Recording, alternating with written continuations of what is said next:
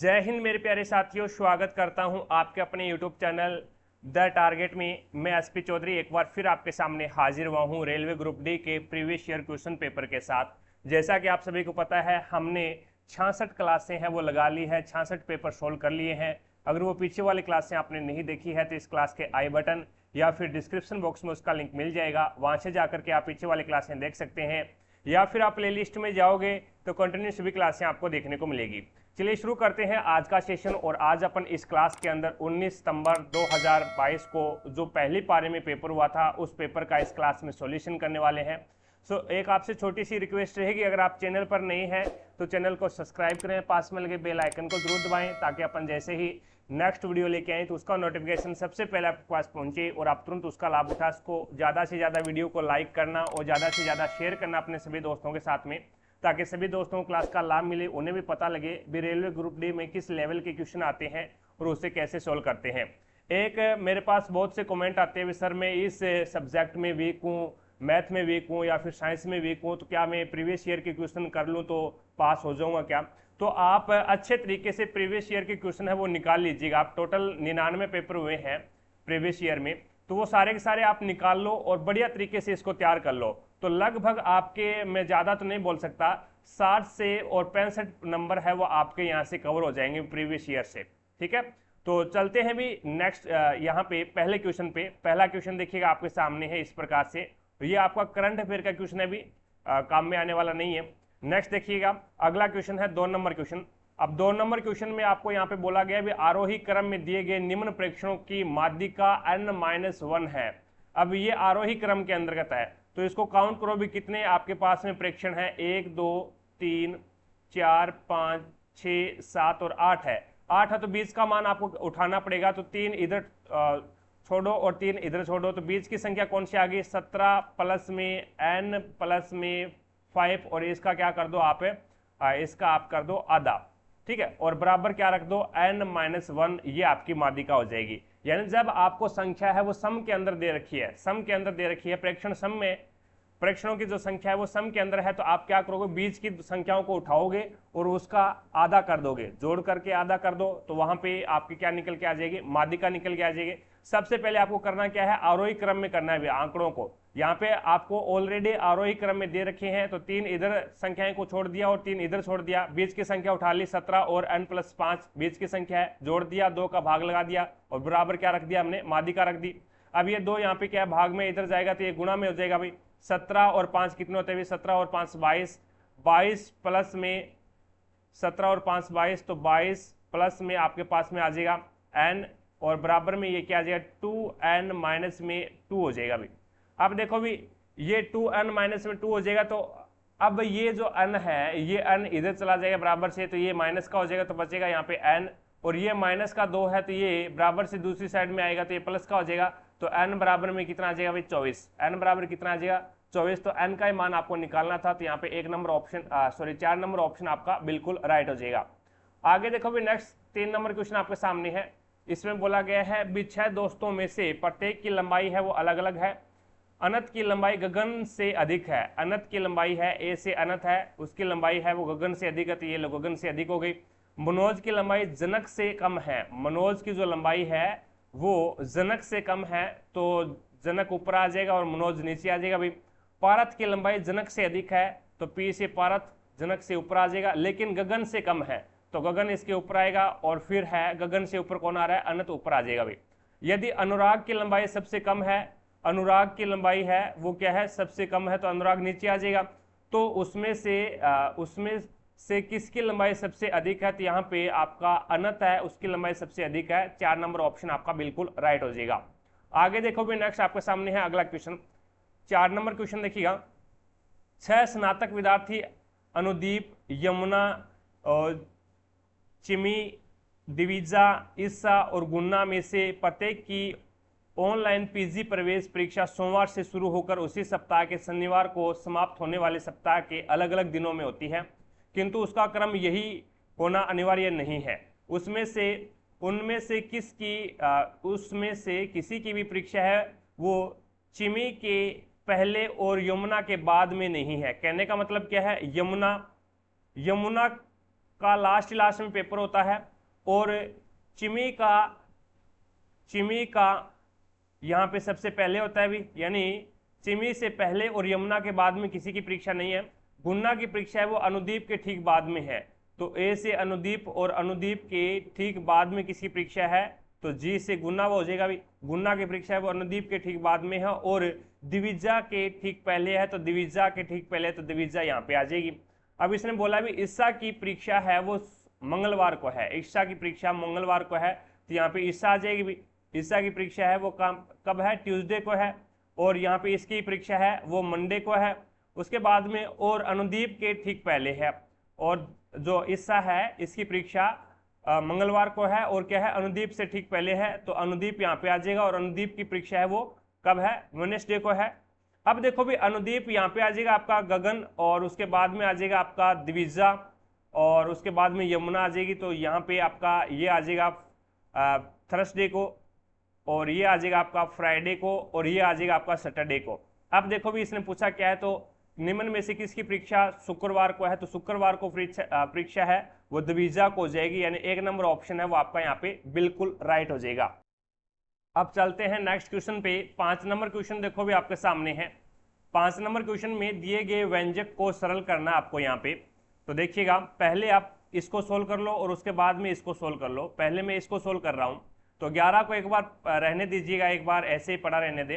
45 और 65, और 65 के ऊपर क्या है, बार है, और अपॉन में यहाँ पे देखो भी जितने अंकों के ऊपर बार है ना उतने तो नीचे 9 लगा दो, और जिसके ऊपर बार नहीं है उनका 0 लगा दो भी, और जिसके ऊपर बार नहीं है वो संख्या इसमें से घटा दो। इस प्रकार से इसको सोल्व करते हैं। अब देखो भी यहाँ पे 45 20 बचेगा, 45 20 अपॉन में क्या आ जाएगा 9900।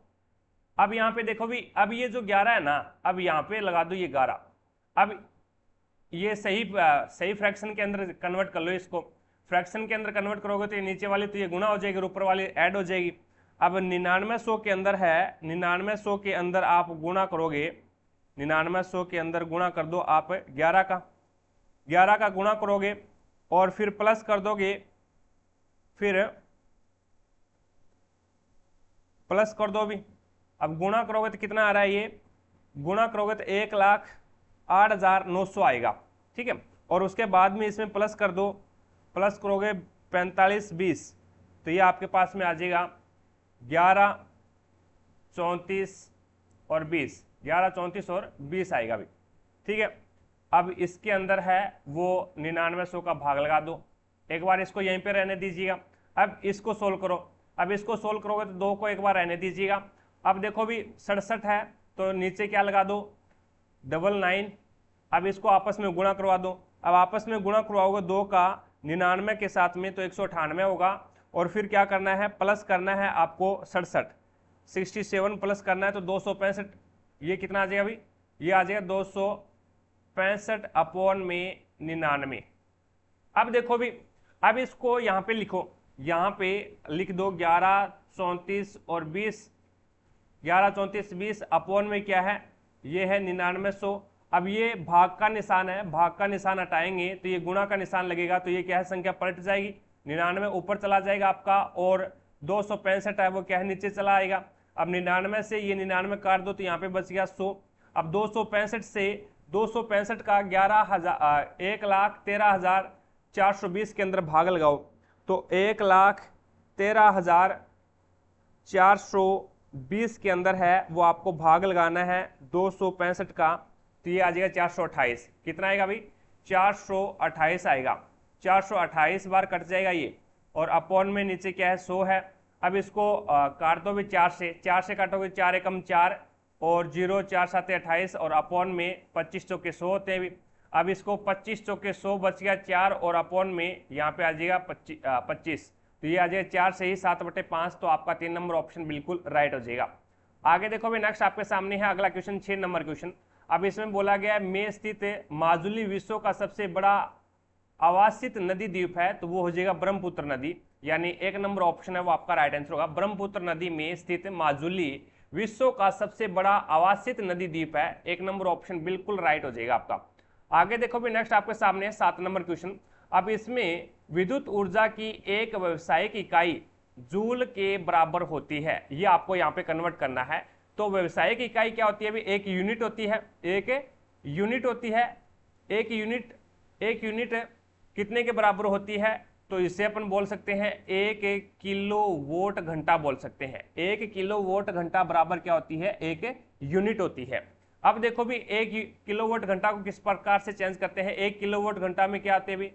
1 किलोवाट घंटा के अंदर 1000 वाट होते हैं भी, ठीक है। और इंटू घंटा के अंदर सेकंड कितने होते हैं? 3600 होते हैं, तो 3600 लगा दो। अब ये लो, ये आपका जूल के अंदर आ गया भी, ये आपका जूल के अंदर कन्वर्ट हो गया। अब इसको मैं क्या लिख सकता हूं? 36 इंटू 1 2 3 4 और 5, तो 36 इंटू 10 की पावर 5 जूल लिख सकता हूं। देखो अभी ऑप्शन में है क्या? ऑप्शन के अंदर नहीं है। ऑप्शन के अंदर 3.6 इंटू 10 की पावर है वो 5 नहीं हो सकता अभी। अब देखो भी यहाँ पे, अब इसमें मैंने आपको बताया था भी अगर यहाँ पे पॉइंट लगा रहे हो 3.6 कर रहे हो तो इधर क्या लगाओगे? 10 की पावर है वो 6 कर दो, क्योंकि यहाँ से पॉइंट हटाऊंगा तो नीचे क्या लग जाएगा? 0 लग जाएगा, और ये 0 है वो ऊपर वाली एक 0 से क्या हो जाएगा? कैंसिल हो जाएगा। तो तभी अपन लिख सकते हैं ये भी आपका आंसर है वो सही है, लेकिन ये आपके पास में ऑप्शन में नहीं है। तो आप क्या करो? 3.6 इंटू 10 की पावर है वो 6 जूल कर दो, तो आपका यहाँ पे राइट आंसर होगा 2 नंबर ऑप्शन। आगे देखो भी नेक्स्ट आपके सामने है 8 नंबर क्वेश्चन।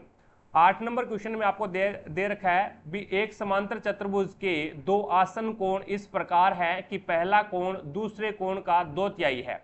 पहला कोण है वो दूसरे कोण का 2/3 है, तो दूसरा कोण में x मान लेता हूं भी।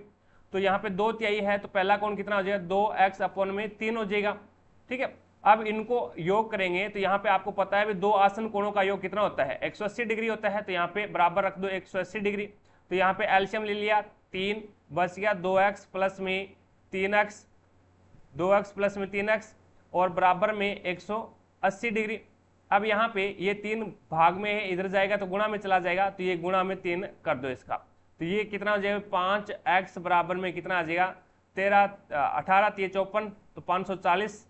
अब x बराबर कितना आ जाएगा? तो x बराबर है वो 5 का भाग दे दो, तो 5 से कम 5 और बच गया, उतार लिया 4 0 और 5 8 40, तो 108 डिग्री आ गया। x का मान है वो 108 डिग्री आ गया।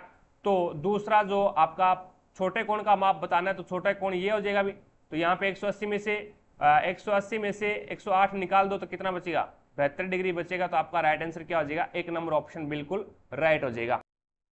नेक्स्ट क्वेश्चन देखिएगा, अगला क्वेश्चन है 9 नंबर क्वेश्चन आपके सामने। अब इसमें बोला गया भी एक पंक्ति में राहुल आगे से 21वें स्थान पर है और अंकित पीछे से 10वें स्थान पर है और उनके बीच में 4 व्यक्ति हैं। यदि पंक्ति में अंकित राहुल के पीछे कहीं खड़ा है तो पंक्ति में कुल कितने व्यक्ति हैं ये आपको बताना है। भी राहुल है वो आगे से यहाँ पे क्या है?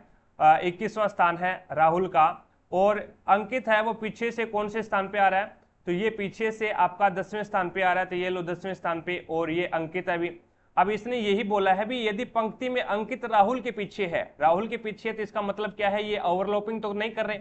इसका ये मतलब यही हुआ भी राहुल है वो अंकित के पीछे, राहुल है जो अंकित है वो राहुल के पीछे है, तो इसका मतलब ये हुआ भी ये क्या है? एक दूसरे को क्रॉसिंग नहीं कर रहे हैं। तो इसके बीच में 4 व्यक्ति हैं, तो यहाँ पे दोनों का स्थान जोड़ दो भी, 21 और यहाँ पे 4, 21 और 4 कितने हो गए? 25, और 25 और 10 कितने हो जाएंगे? 35। तो यहाँ पे टोटल व्यक्ति कितने आ जाएंगे? 3 नंबर ऑप्शन आपका राइट आंसर होगा, 35 आ जाएंगे। नेक्स्ट देखो भी 10 नंबर क्वेश्चन आपके सामने है। आधुनिक आवर्त सारणी में किस समूह में केवल एक अधात्विक तत्व है? केवल एक अधात्विक तत्व है, तो वो आपका राइट आंसर हो जाएगा 14 नंबर ग्रुप के अंदर। 14 नंबर ग्रुप को क्या बोलते हैं? कार्बन फैमिली बोलते हैं। कार्बन फैमिली के अंदर है वो ओनली फॉर कार्बन है वो आपका क्या है? अधात्विक है। 1 नंबर ऑप्शन आपका बिल्कुल राइट हो जाएगा। किस समूह में केवल एक अधात्विक है? तो यहाँ पे 14 नंबर ग्रुप के अंदर है वो केवल और केवल एक ही क्या है? अधात्विक तत्व है। वो कौन सा है? कार्बन हो जाएगा भी। कहे शिवजी सुने पार्वती, कहे शिवजी सुने पार्वती, तो कार्बन है। कहे शिवजी सिलिकॉन है, ठीक है। तो ये इसमें आते हैं भी 14 नंबर ग्रुप के अंदर आते हैं। आगे देखो भी नेक्स्ट 11 नंबर क्वेश्चन आपके सामने है। अब 11 नंबर क्वेश्चन के अंदर क्या बोला गया है? अब इसमें 11 नंबर क्वेश्चन में आपको पूछा गया है भी मासिक धर्म के दौरान, मासिक चक्र होता है उसमें मासिक धर्म के दौरान क्या होता है? मासिक धर्म के दौरान है वो क्या होता है? तो गर्भाशय की परत निकल जाती है। अभी गर्भाशय की परत निकल जाती है, 2 नंबर ऑप्शन आपका राइट आंसर होगा। अब गर्भाशय में 3 परत पाई जाती है। अभी गर्भाशय के अंदर है वो कितनी परत पाई जाती है? 3 परत पाई जाती है। कौन कौन सी? पेरीमेट्रियम, पेरीमेट्रियम और मायोमेट्रियम और एंडोमेट्रियम। ये तीन परत होती है, पेरी, मायो और एंड्रियम, पेरीमेट्रियम, मायोमेट्रियम और एंडोमेट्रियम। अब जो बच्चा जुड़ा होता है वो एंडोमेट्रियम से जुड़ा होता है। बच्चा जब जुड़ता है तो वो कौन सी परत से जुड़ता है? तो वो गर्भाशय के अंदर है वो एंडोमेट्रियम से जुड़ता है। अब यहाँ पे मासिक चक्र के दौरान क्या होता है? मासिक चक्र के दौरान है वो 1 से लेकर के 5 दिन तक यहाँ पे ब्लीडिंग चलती है। उस ब्लीडिंग के दौरान है वो आपके जो एंडोमेट्रियम है, एंडोमेट्रियम जो परत है वो यहाँ पे टूटकर बाहर निकल आती है। तो उसके बाद में जो पीला शेष भाग जो बचता है, पीले रंग का बचता है, उसे अपन कार्पस, एंडोकार्पस बोलते हैं एक प्रकार से, या फिर उसको कार्पस लुटियम बोल देते हैं। ठीक है, तो शेष जो पीला भाग बचेगा उसको कार्पस लुटियम बोलेंगे। 3 होती है, पेरी, मायो और एंडो। और जो बच्चा जुड़ा होता है वो किससे जुड़ा होता है? तो वो एंडो से जुड़ा होता है। और ब्लीडिंग के दौरान है वो एंडोमेट्रियम है वो टूटकर बाहर आती है। और उसके बाद में जो शेष पीला भाग बचता है उसे अपन क्या बोलते हैं? कार्पस लुटियम बोलते हैं। चीजें समझ में आ गई? तो यहाँ पे 2 नंबर ऑप्शन आपका राइट आंसर होगा। गर्भाशय की परत निकल जाती है। भी गर्भाशय की परत है वो ब्लीडिंग के साथ में बाहर आती है। 2 नंबर ऑप्शन आपका राइट आंसर होगा। उसके बाद में लगभग 13 और लगभग 14 से 15 दिन के बाद में है वो वापस से वही प्रक्रिया शुरू हो जाती है। वापस से क्या है? वही ये आपकी एंडोमेट्रियम है, और जो एंडोमेट्रियम का बनना, मायोमेट्रियम का बनना, पेरीमेट्रियम का बनना, ये है वो वापस शुरू हो जाते हैं। अब आगे चलते हैं। नेक्स्ट देखिए, 12 नंबर क्वेश्चन आपके सामने है। 12 नंबर क्वेश्चन में आपको बोला गया है भी एडस के संबंध में इनमें से कौन सा कथन है वो गलत है, ये आपको बताना है। तो इसमें 3 नंबर है, इस विषाणु का संक्रमण HIV संक्रमित व्यक्ति के साथ हाथ मिलाने से हो सकता है, ये बिल्कुल गलत है। भी हाथ मिलाने से एड्स कभी नहीं होता। ठीक है, सिरिंज द्वारा दवा लेने हेतु उपयोग की जाने वाली सिरिंज को साझा करने से एक संक्रमित व्यक्ति से एक सामान्य व्यक्ति में विषाणु का संक्रमण हो सकता है, बिल्कुल राइट है। और इस विषाणु का संक्रमण HIV संक्रमित व्यक्ति के यौन संपर्क के माध्यम से भी हो सकता है, बिल्कुल सही है। और इस विषाणु का संक्रमण है वो स्तनपान के जरिए संक्रमित मां के शिशु में भी हो सकता है, ये भी बिल्कुल सही है। तो यहाँ पे 3 नंबर ऑप्शन आपका बिल्कुल राइट हो जाएगा। नेक्स्ट देखो भी 13 नंबर क्वेश्चन आपके सामने है। एक लवण को पानी में घोला जाता है, एक लवण है उसको पानी में घोला जाता है, और इस लवण के विलयन का पीएच एक सार्वत्रिक सूचक पत्थर है से मापा जाता है। यदि विलयन का पीएच है वो 7 से अधिक है तो लवण के होने की सर्वाधिक संभावना क्या हो सकती है? अब मैं यहाँ पे आपको पीएच मान ज्ञात करना बताऊंगा। जैसा कि आपके यानी इस प्रकार से क्वेश्चन आ जाए तो उसमें आप डायरेक्ट है वो कैसे करोगे। तो यहाँ पे देखो भी NH4 अमोनियम होता है भी, और NH3 होता है वो अमोनिया होता है। NH3 अमोनिया होता है और NH4 होता है वो अमोनियम होता है। ठीक है, तो NH4Cl यानी अमोनियम क्लोराइड। अब इसके अंदर है वो अमोनियम का कितना अणु है? तो आप बोलोगे सर एक ही अणु है, यानी जो जैसे कि CH4 है, ये मेथेन है CH4, तो इसमें CH4 का कितना अणु है? तो CH4 तो एक ही है, यानी मेथेन तो एक ही है। इसी प्रकार से यहाँ पे NH4 है वो एक ही है, यानी अमोनियम का एक ही अणु है। अमोनियम का एक ही अणु है तो यहाँ पे अपन क्या लगाएंगे? OH लगाएंगे, OH नेगेटिव लगाएंगे, वो भी एक लगाएंगे। तो OH नेगेटिव एक लगा रहे हैं तो यहाँ पे इसके स्टार्टिंग में अपन क्या लगाएंगे? H लगाएंगे। इसके स्टार्टिंग में H पॉजिटिव लगाएंगे, वो भी एक लगाएंगे। तो यहाँ पे ये अपने पास में क्या बन जाता है? तो ये बनेगा NH4OH, और ये क्या बन जाता है? तो ये बनेगा आपका HCl। ये क्या बनेगा? HCl। अब देखो भी NH4OH ये क्या है? एक दुर्बल अम्ल है। ये क्या है? एक दुर्बल क्षार है। भी दुर्बल क्षार है, अम्ल नहीं है, दुर्बल क्षार है। और ये क्या है? प्रबल अम्ल है। ये एक प्रबल अम्ल है। अब मैंने आपको बताया था जब दुर्बल क्षार और प्रबल अम्ल मिलते हैं तो जो विलयन बनेगा वो कैसा बनेगा? तो वो अम्लीय बनेगा। वो कैसा बनेगा? अम्लीय विलयन यहाँ पे बनेगा। चीजें समझ पाए? अब उसके बाद में यहाँ पे देखो भी Na2SO4 है, Na2SO4 है। अब इसके अंदर यहाँ पे सोडियम के कितने हैं? सोडियम के कितने अणु हैं? सोडियम के एक प्रकार से 2 सोडियम है भी यहाँ पे, तो 2 सोडियम है तो अपन क्या करेंगे? 2 ही यहाँ पे क्या लगाएंगे? OH लगाएंगे। OH 2 लगा रहे हैं, तो इसका मतलब OH यहाँ पे 2 लगा रहे हैं, तो यहाँ पे H पॉजिटिव आयन है, ये भी क्या लगाएंगे, 2 लगाएंगे भी। अब देखो भी ये क्या बन जाएगा, तो ये आपका बन जाएगा NaOH, और ये क्या बन जाएगा H2SO4।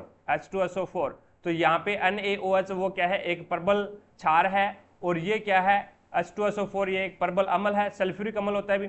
तो ये प्रबल क्षार और ये प्रबल अम्ल, तो दोनों मिलकर के क्या बन जाएंगे, उदासीन बन जाएंगे। तो ये जो विलयन है ये उदासीन विलयन हो जाएगा। अब यहाँ पे देखो भी KCl है, अब KCl को भी देखते हैं, KCl अब इसके अंदर है वो आपका K है, वो पोटेशियम है, वो एक है, पोटेशियम एक है, तो अपन यहाँ पे OH अभी एक जोड़ेंगे, OH एक जोड़ रहे हैं, तो इसका मतलब अपन H पॉजिटिव आयन भी क्या जोड़ेंगे, एक ही जोड़ेंगे। तो यहाँ पे देखो भी ये क्या बन जाएगा, KOH बन जाएगा, KOH, और ये क्या बन जाएगा, HCl बन जाएगा। तो यहाँ पे KOH पोटेशियम हाइड्रोक्साइड, ये भी क्या है, एक प्रकार से प्रबल क्षार है, और HCl है हाइड्रोक्लोरिक एसिड है, ये भी क्या है, एक प्रबल अम्ल है। तो प्रबल क्षार और प्रबल अम्ल दोनों मिलकर के क्या बनाते हैं, तो ये भी क्या बनता है, उदासीन बनता है। तो ये भी आपका क्या बन जाएगा, उदासीन बन जाएगा। अब यहाँ पे देखो अगला K2 और CO3। अब इसमें देखो भी, अब इसमें यहाँ पे आपके पास में पोटेशियम के कितने हैं, पोटेशियम 2 है भी, पोटेशियम 2 है, तो OH भी अपन क्या जोड़ेंगे, 2 जोड़ेंगे, OH 2 जोड़ रहे हैं, तो इसका मतलब यहाँ पे आपका हाइड्रोजन है वो भी क्या जोड़ेंगे, 2 जोड़ेंगे। तो ये आपके पास में बन जाएगा KOH, और यहाँ पे ये क्या बनेगा, प्लस में ये बन जाएगा H2CO3। तो H2CO3 होता है वो कार्बनिक अम्ल होता है, और कार्बनिक अम्ल होता है ये कैसा अम्ल होता है, तो ये आपका दुर्बल अम्ल होता है भी, कार्बनिक अम्ल है वो दुर्बल अम्ल होता है। और KOH ये पोटेशियम हाइड्रोक्साइड है, ये आपका प्रबल होता है। तो यहाँ पे जो विलयन बनेगा वो कैसा बनेगा, तो ये विलयन है वो क्षारीय बनेगा, क्योंकि यहाँ पे क्षारीय क्षार है वो क्या है, एक प्रकार से प्रबल है भी, यानी प्रबल क्षार है और दुर्बल अम्ल है, तो दोनों मिलकर के क्या बनाएंगे, क्षारीय विलयन बनाएंगे। तो यहाँ पे इसने पूछा भी यदि विलयन का pH 7 से अधिक है, 7 से अधिक किसका होता है, जो क्षार में होता है। तो यहाँ पे इसका आया था अम्लीय, इसका आया था उदासीन, और ये आया था उदासीन। उदासीन का मतलब क्या होता है, 7 के ऊपर क्या 7 होना चाहिए, वो उदासीन होता है, 7 से ऊपर होगा वो आपका क्षारीय होगा। तो यहाँ पे इस विलयन का मान क्या हो जाएगा, आपका क्षारीय हो जाएगा। 4 नंबर ऑप्शन है वो आपका बिल्कुल राइट हो जाएगा। तो इस प्रकार से आपको देखना है भी, जहां पे 2 OH लगा रहे हैं तो आपको H पॉजिटिव भी 2 लगाने पड़ेंगे, OH नेगेटिव है वो आप 1 लगा रहे हैं तो आपको H पॉजिटिव है वो भी आपको 1 लगाना है। ठीक है, आगे देखो भी नेक्स्ट अगला क्वेश्चन आपके सामने है 14 नंबर क्वेश्चन। अब 14 नंबर क्वेश्चन में यहाँ पे आपको बोला गया है भी 2001 से 2006 की अवधि के लिए आयात और औसत में, आयात का औसत क्या है, आयात का औसत क्या है, तो इसका आपको क्या है, औसत निकालना है। पहले तो आपको इसको ऐड करना पड़ेगा भी, पहले आप इसको जोड़िएगा आयात को, इंपोर्ट को जोड़ करके, और उसके बाद में 6 का भाग लगा दो भी, यानी प्रेक्षणों का योग बटा प्रेक्षणों की संख्या। तो उसी प्रकार से इसको करना पड़ेगा भी। तो मैं इस सभी को क्या कर लेता हूँ, जोड़ लेता हूँ। तो इसके अंदर है वो ये 139 है भी, ठीक है, और ये 120 है, उसके बाद में ये आपका 100 है, और ये आपका 128 है, और ये 107 है, और ये 148 है। ठीक है, आपको शायद धुंधला दिखाई दे रहा होगा। अब टोटल योग है इसका 742 आया है। 742 के अंदर है वो आपको भाग देना है किसका, 6 का, यानी टोटल राशियां कितनी, 6 है। तो यहाँ पे आपके पास में आ जाएगा, भाग दोगे भाग 6, तो यहाँ पे 123.66 आएगा भी, 123.66 आपका यहाँ पे राइट आंसर हो जाएगा। चलिए देखते हैं भी कौन से ऑप्शन के अंदर है। तो यहाँ पे 1 नंबर ऑप्शन है वो आपका यहाँ पे बिल्कुल राइट हो जाएगा। आगे चलता हूँ, नेक्स्ट देखिएगा 15 नंबर क्वेश्चन आपके सामने है। लाला लाजपत राय 1921 से जुड़े हुए थे, तो वो सर्वेस्ट ऑफ द पीपल सोसाइटी से जुड़े हुए थे भी 1921 से। लाला लाजपत राय है वो 1921 से सर्वेस्ट ऑफ द पीपल सोसाइटी से जुड़े हुए थे। अगला देखो भी नेक्स्ट आपके सामने है 16 नंबर क्वेश्चन। अब 16 नंबर क्वेश्चन में 2 समरूप त्रिभुजों की संगत भुजाओं की लंबाई का रेशियो है वो 5:6 दे रखा है, और इन त्रिभुजों के क्षेत्रफलों का जो अनुपात है वो आपको ज्ञात करना है। तो याद रखना, क्षेत्रफलों का अनुपात, 2 समरूप त्रिभुज है, 2 समरूप त्रिभुजों के क्षेत्रफल का अनुपात बराबर होता है समरूप त्रिभुजों के संगत भुजाओं की लंबाई के अनुपात के वर्ग के बराबर होता है। दोबारा से सुना, दो समरूप त्रिभुजों के क्षेत्रफल का अनुपात बराबर होता है दो समरूप त्रिभुजों की संगत भुजाओं के, यानी उनकी संगत भुजाओं की लंबाई के अनुपात के वर्ग के बराबर होता है। तो यहां पे वर्ग कर दो भी इनका, लंबाई के, उनकी संगत भुजाओं की लंबाई के अनुपात के वर्ग के बराबर होता है। तो यहाँ पे 25:36 आ जाएगा डायरेक्ट। तो यहाँ पे आपका राइट आंसर क्या होगा, 2 नंबर ऑप्शन बिल्कुल राइट हो जाएगा भाई।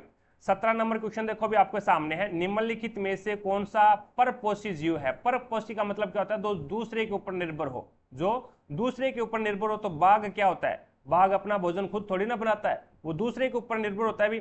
ठीक है, तो यहाँ पे आपका राइट आंसर होगा 2 नंबर ऑप्शन। घास है, उसमें क्लोरोफिल पाया जाता है, नीम का पेड़ है ये, इसमें भी क्लोरोफिल होता है, सेवाल है, इनके अंदर भी क्लोरोफिल होता है। तो ये भोजन है वो अपना खुद बनाते हैं। बाघ है वो अपना भोजन है वो खुद नहीं बनाता भी, ठीक है, वो शिकार करता है। आगे देखो भी नेक्स्ट 18 नंबर क्वेश्चन आपके सामने है, 2019 के लोकसभा चुनाव के बाद किस लोकसभा का गठन किया गया था। तो वो 17वीं लोकसभा का गठन किया गया था। और अभी जो फिलहाल जो चल रही है वो कौन सी लोकसभा का चुनाव चल रहा है, तो वो 18वीं लोकसभा का चल रहा है भी। तो यहाँ पे अभी जो वर्तमान में चल रहा है वो 18वीं का है और 2019 में 17वीं लोकसभा का हुआ था।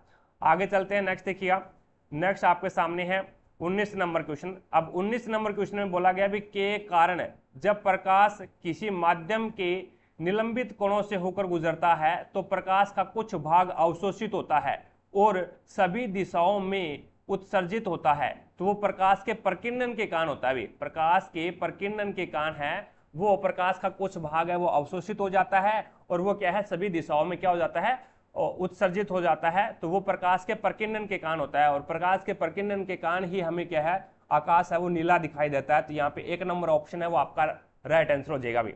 आगे देखो भी नेक्स्ट आपके सामने है 20 नंबर क्वेश्चन।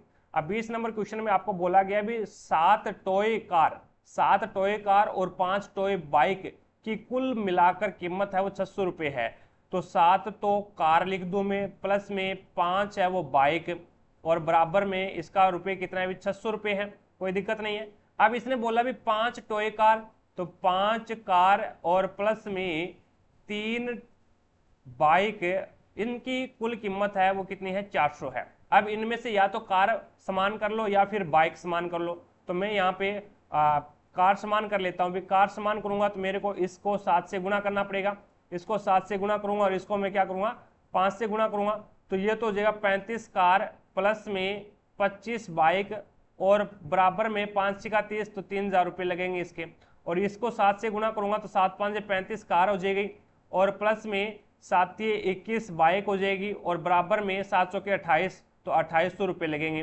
तो अब इसमें से माइनस कर दो, ये माइनस और ये माइनस यानी घटाओगे तो निशान चेंज हो जाएगा, तो ये कैंसिल हो जाएगा और यहाँ पे बचेगा आपके पास में 4 बाइक और 4 बाइक की राशि है वो कितनी आ जाएगी, 200 रुपये आ जाएगी। तो एक बाइक की राशि कितनी आ जाएगी, तो ये 50 रुपये आ जाएगी। अब एक बाइक की राशि है वो 50 रुपये आ गई, तो प्रत्येक टॉय कार की पूछी है। तो यहाँ पे समीकरण नंबर 1 के अंदर है वो आप क्या रख दो, बाइक का मूल्य रख दो। तो यहाँ पे आ जाएगा 7 कार प्लस में ये 50 है तो 5 5 25, तो ये आ जाएगा 250 और बराबर में कितना आ जाएगा अभी, 600 आ जाएगा। अब ये 250 यहाँ पे प्लस का है, बराबर से दूसरी साइड में जाएगा तो ये माइनस का हो जाएगा। तो 7 कार बराबर 250, इससे निकालोगे तो ये 0 और 10 में से 5 जाएगा तो 5 और यहाँ पे बचेगा आपके पास में 5 में से 2 जाएगा तो 3। तो ये कार बराबर कितना आ जाएगा, 7 का भाग दोगे तो ये आ जाएगा 50। तो एक कार का मूल्य है वो भी कितना आएगा, 50 आएगा और एक बाइक का मूल्य भी कितना आ रहा था, 50 आएगा। तो यहाँ पे आपका राइट आंसर होगा 1 नंबर ऑप्शन। आगे देखो भी नेक्स्ट 21 नंबर क्वेश्चन आपके सामने है। अब 21 नंबर क्वेश्चन में आपको बोला गया है बताना है स्टेटमेंट के आधार पर कौन सा निष्कर्ष सही है। तो टी से जी बड़ा है क्या, टी ये रहा और उससे ये जी बड़ा है क्या, ये बताना। टी और डी दोनों बराबर हैं और डी से क्यू बड़ा है और क्यू जेड से क्यू बड़ा है, तो यहाँ पे अपन नहीं बता सकते भी। ठीक है, अब देखो भी डी से जेड बड़ा है क्या, डी ये रहा और डी से क्यू बड़ा है और क्यू है वो जेड से बड़ा है, तो ये भी अपन नहीं बता सकते, ये भी अपन है वो नहीं बता सकते। तो न तो निष्कर्ष फर्स्ट और न ही निष्कर्ष सेकंड सही है। तो यहाँ पे आपका कोई भी निष्कर्ष सही नहीं है, 4 नंबर ऑप्शन बिल्कुल राइट हो जाएगा। आगे ये करंट अफेयर का क्वेश्चन है, नेक्स्ट पे चलता हूँ। 23 नंबर क्वेश्चन देखिएगा, प्रश्नवाचक चिन्ह के स्थान पे आपको क्या बताना है, क्या आएगा। सीरीज का क्वेश्चन है 5 और 4 3 2 और अब आएगा 1 का गैप, तो यहाँ पे आ जाएगा आपका 23। कितना आ जाएगा भाई, 23 आ जाएगा। तो आपका राइट आंसर होगा 1 नंबर ऑप्शन। पहले 5 घटाया, फिर 4 घटाया, फिर पहले 5 जोड़ा, फिर 4 जोड़ा, फिर 3 जोड़ा, फिर 2 जोड़ा, फिर 1 जोड़ा, तो यहाँ पे 23 आपका राइट आंसर हो जाएगा। अभी आगे देखो अभी नेक्स्ट 24 नंबर क्वेश्चन आपके सामने है। अब 24 नंबर क्वेश्चन में स्टेटमेंट आपको दे रखा है भी सभी शेष से बेग है, सारे के सारे जो शेष से है वो किस में आ जाएंगे, आपके बेग के अंदर आ जाएंगे। और कुछ बेग है वो क्या है, घड़ियां हैं, कुछ जो बेग है वो क्या है, वॉच के अंदर आ जाएगी। और कोई भी घड़ी है वो टोस्टर नहीं है, तो टोस्टर है वो अलग हो जाएगा, टोस्टर वाला है वो आपके वॉच के अंदर नहीं जा सकता। अब बताओ भी कुछ टोस्टर घड़ी है क्या, नहीं हो सकती, यानी टोस्टर वाला तो वॉच के अंदर जा ही नहीं सकता। और कोई शेष टोस्टर नहीं है, कोई भी शेषा है वो टोस्टर नहीं है, हो सकता है भी, ये भी गलत है। और कुछ बेग शेष है, कुछ जो बेग है वो शेष है, ये बिल्कुल राइट है। तो यहाँ पे निष्कर्ष है वो आपका तीसरा सही है, तीसरा निष्कर्ष बिल्कुल सही है, तो पहला ऑप्शन है वो आपका यहाँ पे राइट आंसर हो जाएगा। अब चलते हुए नेक्स्ट क्वेश्चन पे। अगला क्वेश्चन देखिए आपके सामने है, 25 नंबर क्वेश्चन है, इस्लाम में अरब में पैगंबर मोहम्मद द्वारा प्रचारित एक प्रमुख विश्व धर्म है, तो वो आपका 7वीं शताब्दी से, अभी ये कौन सी शताब्दी से है, 7वीं शताब्दी से है, 1 नंबर ऑप्शन आपका बिल्कुल राइट हो जाएगा। नेक्स्ट क्वेश्चन पे लेके चलता हूं, अगला क्वेश्चन देखिएगा। नेक्स्ट आपके सामने 26 नंबर क्वेश्चन। अब 26 नंबर क्वेश्चन में आपको बोला गया भी एक पंक्ति में महिमा आगे से 28वें स्थान पर है और अंशुल पीछे से 22वें स्थान पर है और उनके बीच में 5 व्यक्ति हैं, तो पंक्ति में अंशुल महिमा के पीछे कहीं खड़ा है, पंक्ति में अंशुल है वो महिमा के पीछे खड़ा है, इस प्रकार से महिमा है वो आगे से अभी, और उसके बाद में जो आपका अंशुल है वो महिमा के पीछे खड़ा है और अंशुल का पीछे से स्थान दे रखा है। तो इसका मतलब क्या है, इन दोनों ने आपस में क्रॉसिंग नहीं की और यहाँ पे डायरेक्ट है वो स्थान को जोड़ दो, 28, 22 और 5 आपस में जोड़ दो, तो 8 और 5 13, 13 और 2 15 और 4 और 1 6, 4 और 1 5, तो यहाँ पे आ जाएगा 55। तो आपका राइट आंसर क्या होगा, 4 नंबर ऑप्शन आपका बिल्कुल राइट हो जाएगा। 27 नंबर क्वेश्चन देखो भी आपके सामने है, इसने लिखा है 3 को 25 लिखा है और 8 को 100 लिखा है, तो यहाँ पे 12 को क्या लिखेगा ये आपको बताना है। तो देखो भी 3 में मैंने 2 जोड़ा, 3 में 2 जोड़ा, तो यहाँ पे 3 और 2 5 और फिर कर दिया उसका स्क्वायर, तो 5 की स्क्वायर 25। 8 में मैंने 2 जोड़ दिया, तो 8 में 2 जोड़ा 10 हो गया, 10 की स्क्वायर की 100, और 12 में 2 जोड़ा, तो 12 में 2 जोड़ते ही ये 14 बन गया और 14 की स्क्वायर है वो 196 हो जाएगी। तो यहाँ पे आपका राइट आंसर होगा 3 नंबर ऑप्शन, 2 जोड़ के स्क्वायर कर रहा है भी। आगे देखो 28 नंबर क्वेश्चन आपके सामने है, कौन सा सह अभाज्य संख्याओं का युग्म है। तो सह अभाज्य संख्या का मतलब क्या होता है, जिसका अक्षेप क्या आए, जिसका अक्षेप 1 हो, जिसका अक्षेप है वो 1 आए, वो क्या कहलाती है, सह अभाज्य संख्या कहलाती है। अब यहाँ पे देखो भी 133 और 171 के अंदर है वो 19 का भाग जा रहा है अभी, और 51 और 119 के अंदर है वो 17 का भाग जा रहा है, और 65 और 91 के अंदर है वो 13 का भाग जा रहा है, और 59 और 97 के अंदर है वो किसी का भी भाग नहीं जा रहा, ओनली फॉर 1 का भाग जा रहा है। तो यहाँ पे आपका राइट आंसर क्या हो जाएगा, 59 और 97 है वो एक क्या है, सह अभाज्य संख्याएं हैं, तो आपका 1 नंबर ऑप्शन बिल्कुल राइट हो जाएगा। आगे देखो भी 29 नंबर क्वेश्चन आपके सामने है। अब इसमें आपको बोला गया है भी संतृप्त कार्बन यौगिक के संबंध में इनमें से कौन सा कथन सत्य है। तो संतृप्त कार्बन यौगिक कौन से होते हैं, जिसमें कार्बन कार्बन के बीच में है वो सिंगल बंध पाए जाते हैं, और संतृप्त कार्बन यौगिक के अंदर है वो एल्केन आता है भी। एल्केन श्रेणी है वो किसके अंतर्गत आती है, तो ये संतृप्त कार्बन यौगिक के अंतर्गत आती है। और एक होती है एल्किन और एक होता है एल्काइन। तो एल्किन और एल्काइन ये जो आते हैं ये किसके अंतर्गत आते हैं, तो ये असंतृप्त के अंतर्गत आते हैं, ये असंतृप्त के अंतर्गत आते हैं। तो इसमें केवल कार्बन कार्बन एकल बंध होता है भी। संतृप्त कार्बन यौगिक के संबंध में कौन सा सत्य है, तो इसमें केवल और केवल कार्बन कार्बन के बीच में एकल बंध पाया जाता है, और संतृप्त कार्बन यौगिक का उदाहरण है वो एल्केन श्रेणी हो जाएगी, और असंतृप्त के अंतर्गत है वो द्वि और त्रिबंध पाए जाते हैं, और जो कि एल्केन और एल्काइन श्रेणी आ जाती है। आगे देखो भी नेक्स्ट आपके सामने है 30 नंबर क्वेश्चन। अब इसमें बोला गया भी शिक्षा मानव समाज की मेरुदंड है, ये आपको स्टेटमेंट दे रखा है भी शिक्षा है वो मानव समाज की मेरुदंड है। तो यहाँ पे तर्क आपको क्या दे रखा है, तो विद्यालय सामाजिक मान्यताओं और नियमों के अधिगम के केंद्र है, बिल्कुल सही बात है अभी। विद्यालय है वो सामाजिक मान्यताओं और नियमों के अधिगम के केंद्र है, बिल्कुल सही बात है। और वर्तमान में शिक्षा की अवहेलना करने वाला कोई भी समाज विकसनशील और विकसित नहीं हो सकता, ये भी बिल्कुल राइट है। तो शिक्षा के बगैर तो कुछ है ही नहीं भाई, ठीक है, सब कुछ है वो शिक्षा की देन है और शिक्षा से आप सब कुछ प्राप्त कर सकते हैं। तो यहाँ पे आपका राइट आंसर हो जाएगा 1 नंबर ऑप्शन। आगे देखो भी नेक्स्ट आपके सामने है 31 नंबर क्वेश्चन। अब इसमें बोला गया भी एक पेन का मूल्य एक पेंसिल के मूल्य का दुगना है। तो पेंसिल का मूल्य वो मैं x मान लेता हूँ अभी, तो पेन का मूल्य कितना हो जाएगा 2x हो जाएगा। अब यदि पेंसिल का मूल्य यदि एक पेंसिल का मूल्य 1 रुपये है, यदि एक पेंसिल का मूल्य 1 रुपये है तो पेन का मूल्य कितना हो जाएगा भाई 2 हो जाएगा। अब इसने पूछा तो 3 पेन और 2 पेंसिल का मूल्य कितना हो जाएगा। तो एक पेन का मूल्य 2 रुपये है तो 3 पेन का मूल्य कितना हो जाएगा 6 रुपये हो जाएगा। एक पेंसिल का मूल्य 1 रुपये है तो 2 पेंसिल का मूल्य कितना हो जाएगा 2 रुपये हो जाएगा। तो यहाँ पे इनका योग पूछा है, तो आपका राइट आंसर क्या हो जाएगा 6 और 2 8। तो यहाँ पे 2 नंबर ऑप्शन बिल्कुल राइट हो जाएगा।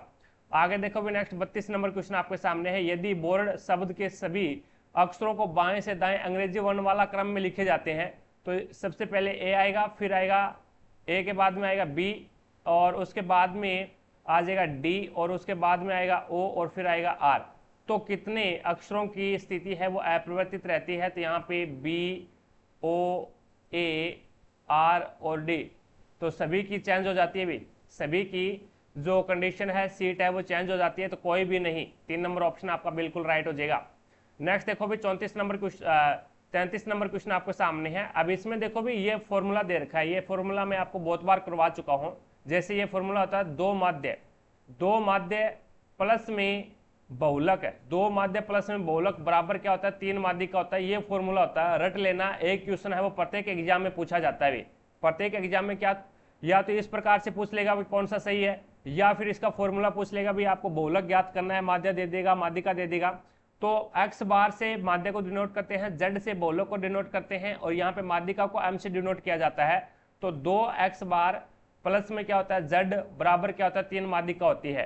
तो यहाँ पे अपन देखते हैं, पहला उठा लेते हैं ये वाला, ये उठाएंगे तो यहाँ पे बहुलक को मैं z से डिनोट करूंगा और यहाँ पे माइनस में m और बराबर में 2 और यहाँ पे इसने दे रखा है m माइनस में x बार दे रखा है। अब इस 2 का अंदर गुणा करवा दो, अंदर गुणा करवाओगे तो ये 2m माइनस में 2x हो जाएगा भी और बराबर यहाँ पे क्या है z माइनस में m हो जाएगा। अब ये 2x है, यहाँ पे क्या है माइनस का है, बराबर से दूसरी साइड में जाएगा तो ये प्लस का हो जाएगा। तो ये हो जाएगा 2x प्लस में z और ये जो m है ये यहाँ पे क्या है माइनस का है, बराबर से दूसरी साइड में जाएगा तो ये क्या हो जाएगा प्लस का हो जाएगा। तो यहाँ पे 2m पहले से है, एक m और आ गया तो 3m आ गया, तो ये बन गया ना फॉर्मूला डायरेक्ट। तो आपका राइट आंसर क्या हो जाएगा, पहला है वो आपका राइट आंसर हो जाएगा। तो यहाँ पे आपका 3 नंबर ऑप्शन बिल्कुल राइट हो जाएगा।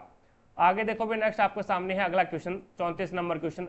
अब इसमें 81 दे रखा है और भाग को क्या लिखेगा अभी, भाग का अर्थ माइनस है, माइनस और यहाँ पे माइनस का अर्थ क्या है तो गुणा 14 और भाग का अर्थ क्या है -7 और गुणा का अर्थ क्या है, गुणा का अर्थ है वो +7 नहीं, गुणा का अर्थ यहाँ पे क्या है तो इसमें 81 - 3 गुणा 14 और यहाँ पे -7 और उसके बाद में गुणा का अर्थ क्या है अभी, गुणा का अर्थ प्लस हो जाएगा अभी, गुणा का अर्थ क्या है प्लस है तो +6 आ जाएगा, इसमें प्लस 6 आ जाएगा। और उसके बाद में प्लस को क्या लिख रहा है, ये प्लस को लिख रहा है भाग 6 और माइनस को क्या लिखेगा तो माइनस को ये लिखेगा माइनस को लिखेगा गुणा 5 बराबर क्या आएगा ये आपको बताना। तो 6 से 6 कैंसिल हो जाएगा अभी, एक ही बचेगा यहाँ पे। तो और इसके बाद में 14 तो ये 42 होते हैं अभी और 42 है वो 81 के अंदर से निकालो, 42 81 के अंदर से निकालोगे 11 में से 2 जाएगा तो 9। तो यहाँ पे आपके पास बच गया 3 और 7 और 3 39 हो गया अभी। अब 39 और माइनस में 7 और यहाँ पे क्या है अभी, यहाँ पे प्लस का 5 है। अब देखो भी अब माइनस का कितना बचेगा 2 बचेगा, अब 39 में से 2 जाएगा तो आपका बचेगा 37। तो आपका राइट आंसर क्या होगा, 3 नंबर ऑप्शन आपका बिल्कुल राइट हो जाएगा। नेक्स्ट देखो भी अगला क्वेश्चन है 35 नंबर क्वेश्चन। अब आपको स्टेटमेंट दे रखा है भी कुछ पायल, सभी पायल है वो क्या है प्रिंटर है, सारी सारी जो पायल है वो PRI प्रिंटर है और कुछ प्रिंटर है वो क्या है पक्षी है, तो कुछ प्रिंटर है वो क्या हो जाएंगे पक्षी हो जाएंगे। और उसके बाद में इसने बोला है भी कुछ पक्षी है वो चेरी है, कुछ जो पक्षी है वो क्या है चेरी है, तो ये लो चेरी आ गया। अब इसने क्या बोला भी कुछ पक्षी प्रिंटर है क्या, कुछ जो पक्षी है वो प्रिंटर है क्या? जी हाँ, बिल्कुल सही है, अभी प्रिंटर है, प्रिंटर वाले को काट रहा है अभी। और सभी प्रिंटर है वो पायल हो सकते हैं क्या? नहीं, सारी की सारी पायल प्रिंटर हो सकती है, लेकिन सभी प्रिंटर पायल नहीं हो सकती, ये कैंसिल है। कुछ चेरी पक्षी है क्या? तो चेरी वाला जो डायग्राम है वो पक्षी वाले को काट रहा है, तो ये भी सही है। तो पहला और तीसरा इसमें सही है, निष्कर्ष पहला और तीसरा है वो पालन कर रहा है, तो 3 नंबर ऑप्शन है वो आपका यहाँ पे बिल्कुल राइट हो जाएगा। अगला क्वेश्चन देखो भी, नेक्स्ट आपके सामने 36 नंबर क्वेश्चन है। अब 36 नंबर क्वेश्चन में आपको दिया गया है भी दो स्टेशनों दिल्ली और अमृतसर के बीच की दूरी है वो 450 किलोमीटर है। दिल्ली से ट्रेन 4 PM 60 किलोमीटर पर घंटे की औसत चाल से अमृतसर के लिए रवाना होती है, और अमृतसर के लिए एक अन्य ट्रेन है वो 3:20 PM पर 80 किलोमीटर पर घंटे की औसत चाल से दिल्ली के लिए रवाना होती है। तो दिल्ली से कितनी दूरी पर वो ट्रेनें हैं, वो दोनों ट्रेनें हैं वो मिलेगी, आपको बताना है। तो यहाँ पे आपको पहले तो टाइम बराबर करना पड़ेगा। अभी आप कल मैंने जो आपको पेपर करवाया था उसमें भी इस टाइप का क्वेश्चन था, तो यहाँ पे आपको पहले टाइम बराबर करना पड़ेगा। अब टाइम बराबर करोगे तो यहाँ पे इसका टाइम बराबर कर लो अभी, यानी ये 3:20 पे चल रही है, ये 3:20 के ऊपर चल रही है, तो इस ट्रेन को भी आप क्या चला दो, 3:20 के ऊपर चला दो। 3:20 पे आपको चलाने के लिए इसको क्या है 40 मिनट पहले चलना पड़ेगा, 40 मिनट है वो पहले लेके चलना पड़ेगा। तो 40 मिनट पहले लेके चलूंगा तो यहाँ पे ये 60 मिनट के अंदर है वो 60 किलोमीटर चलता है, तो कहने का मतलब 1 मिनट के अंदर 1 किलोमीटर चलेगा।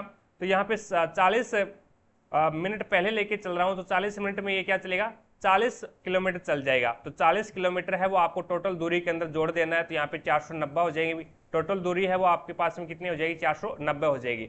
अब ये जो दोनों ट्रेनें हैं वो 3:20 के ऊपर चली है, अभी 3:20 के ऊपर ही आपकी ये पहली ट्रेन चली है, और 3:20 के ऊपर ही दूसरी ट्रेन चली है। अब इसकी सापेक्ष दूरी निकाल लो, सापेक्ष चाल निकालोगे तो कितने आ जाएंगे, दोनों एक दूसरे के सामने आ रही है, तो यहाँ पे सापेक्ष चाल जुड़ जाएगी, तो ये कितनी हो जाएगी, 140 हो जाएगी। अब 49 490 के अंदर है वो आप 140 का भाग दे दो भी, तो 2 0 से 2 0 कैंसिल हो जाएगी, तो ये हो जाएगा 49/14, और 49/14 को मैं और भी काट सकता हूँ, 7 से काट दो, 7 7 49 होते हैं, 7 2 14 होता है, तो 7/2 हो गया। अब 7/2 घंटे, अब 7/2 घंटे इसको लगेंगे। अब इसने पूछा क्या है, तो दिल्ली से कितनी दूरी पर दोनों ट्रेनें मिलेगी, दिल्ली से कितनी दूरी के ऊपर दोनों ट्रेनें मिलेगी।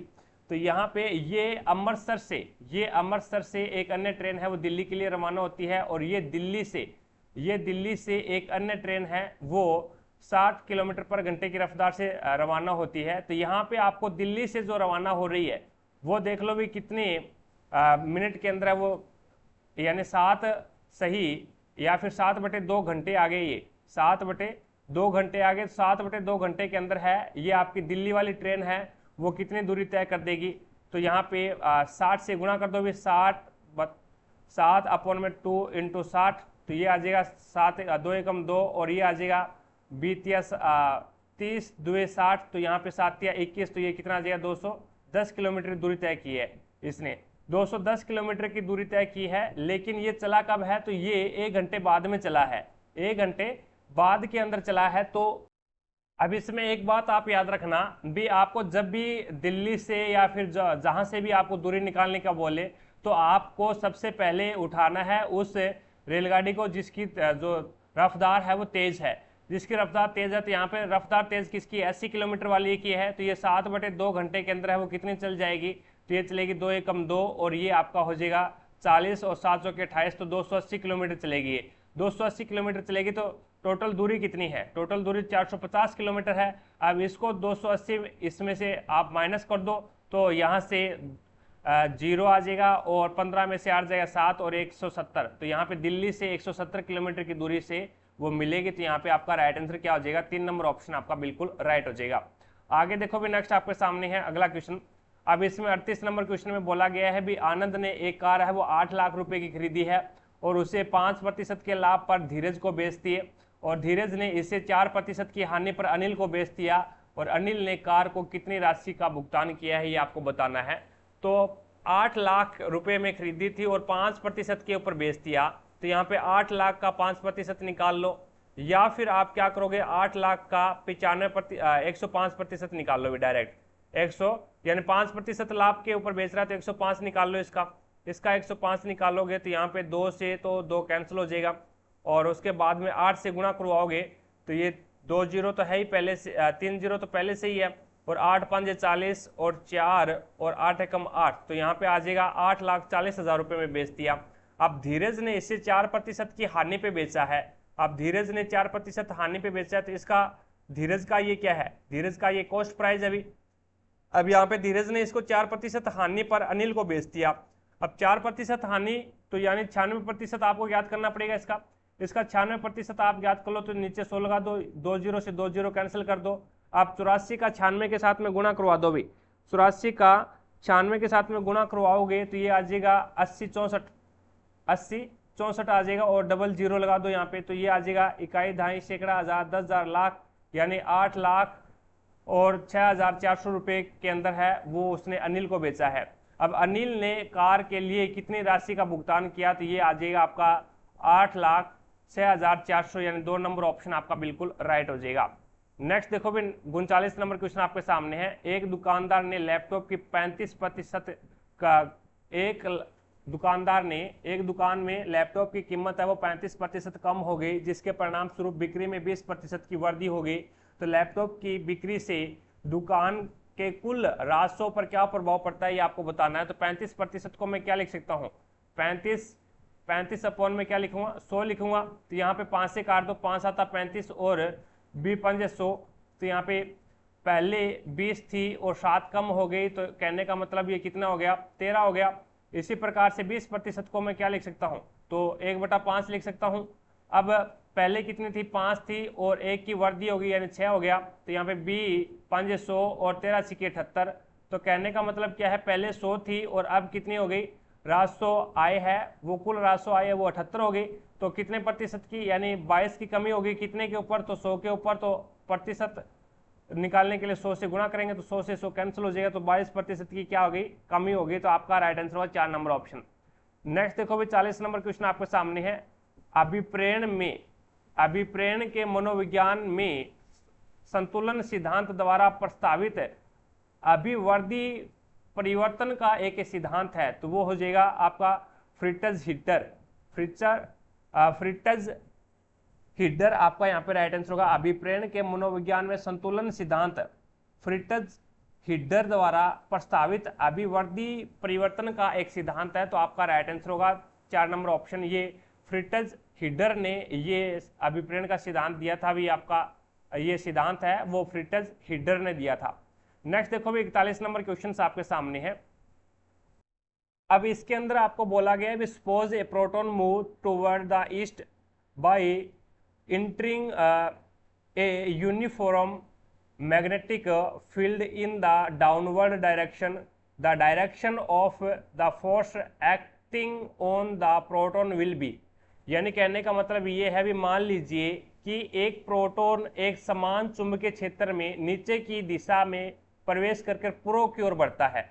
तो जो आपका प्रोटॉन है वो किस दिशा में जा रहा है, तो पूर्व की ओर जा रहा है, और नीचे की ओर प्रवेश किया है, तो इसका मतलब क्या है, आपका जो मैग्नेटिक फील्ड है वो नीचे की ओर है, और आपको बताना है प्रोटॉन पर लगने वाले बल की दिशा क्या होगी। तो यहाँ पे आपको क्या करना है, फ्लेमिंग के बाएं हाथ का नियम का यूज करना है, फ्लेमिंग के बाएं हाथ का यूज करना है, और इसमें तर्जनी है वो तो आपको दर्शाएगी मैग्नेटिक फील्ड को, चुंबकीय क्षेत्र को। जो आपकी मध्यमा है एक दूसरे को रेसिप्रोकल करना है, और जो आपकी मध्यमा है वो आपको दर्शाएगी प्रोटॉन की संख्या। प्रोटॉन की संख्या का मतलब होता है धारा की दिशा। प्रोटॉन की जो गति है, प्रोटॉन की जो दिशा है वो धारा की दिशा बताती है भी, ठीक है। तो यहाँ पे जो प्रोटॉन जिस दिशा में जा रहा है, यहाँ पे इसने बोला है भी ईस्ट डायरेक्शन, यानी कहने का मतलब पूर्व दिशा में जा रहा है, तो आपको जो मध्यमा है उसको पूर्व दिशा की ओर करना है। और जो मैग्नेटिक फील्ड है चुंबकीय क्षेत्र नीचे की दिशा में प्रवेश करके, यानी जो आपका प्रोटॉन है वो नीचे की दिशा में प्रवेश करता है, तो यहाँ पे मैग्नेटिक फील्ड किस ओर हो जाएगा, नीचे की ओर हो जाएगा।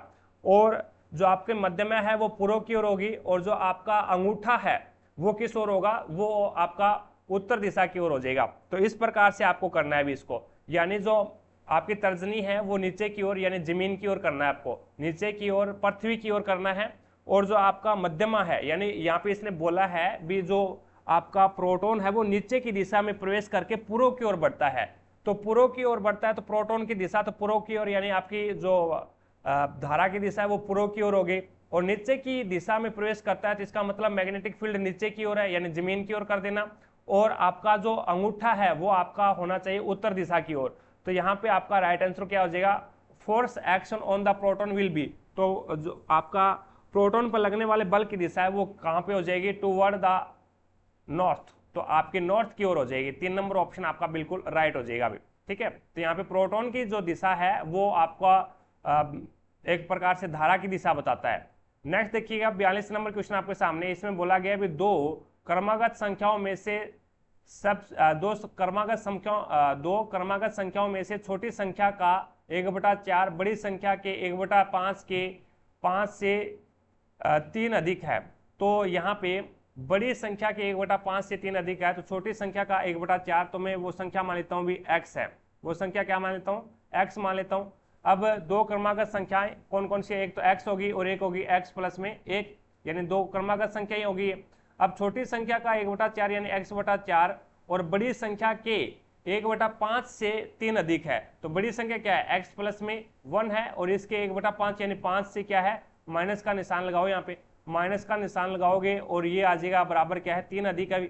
अब यहाँ पे एलसीएम कितना आ रहा है, इसका एलसीएम आ जाएगा 20, तो 4 5 20, तो यहाँ पे 5x हो जाएगा, और माइनस में ये कितना आ जाएगा अभी, ये आ जाएगा 5 चौके 20, तो ये आ जाएगा आपका 4 बाहर रहने दो भी आप, 4 - 4, और यहाँ पे आ जाएगा आपका x प्लस में 1 और बराबर में क्या आ जाएगा, 3 आ जाएगा।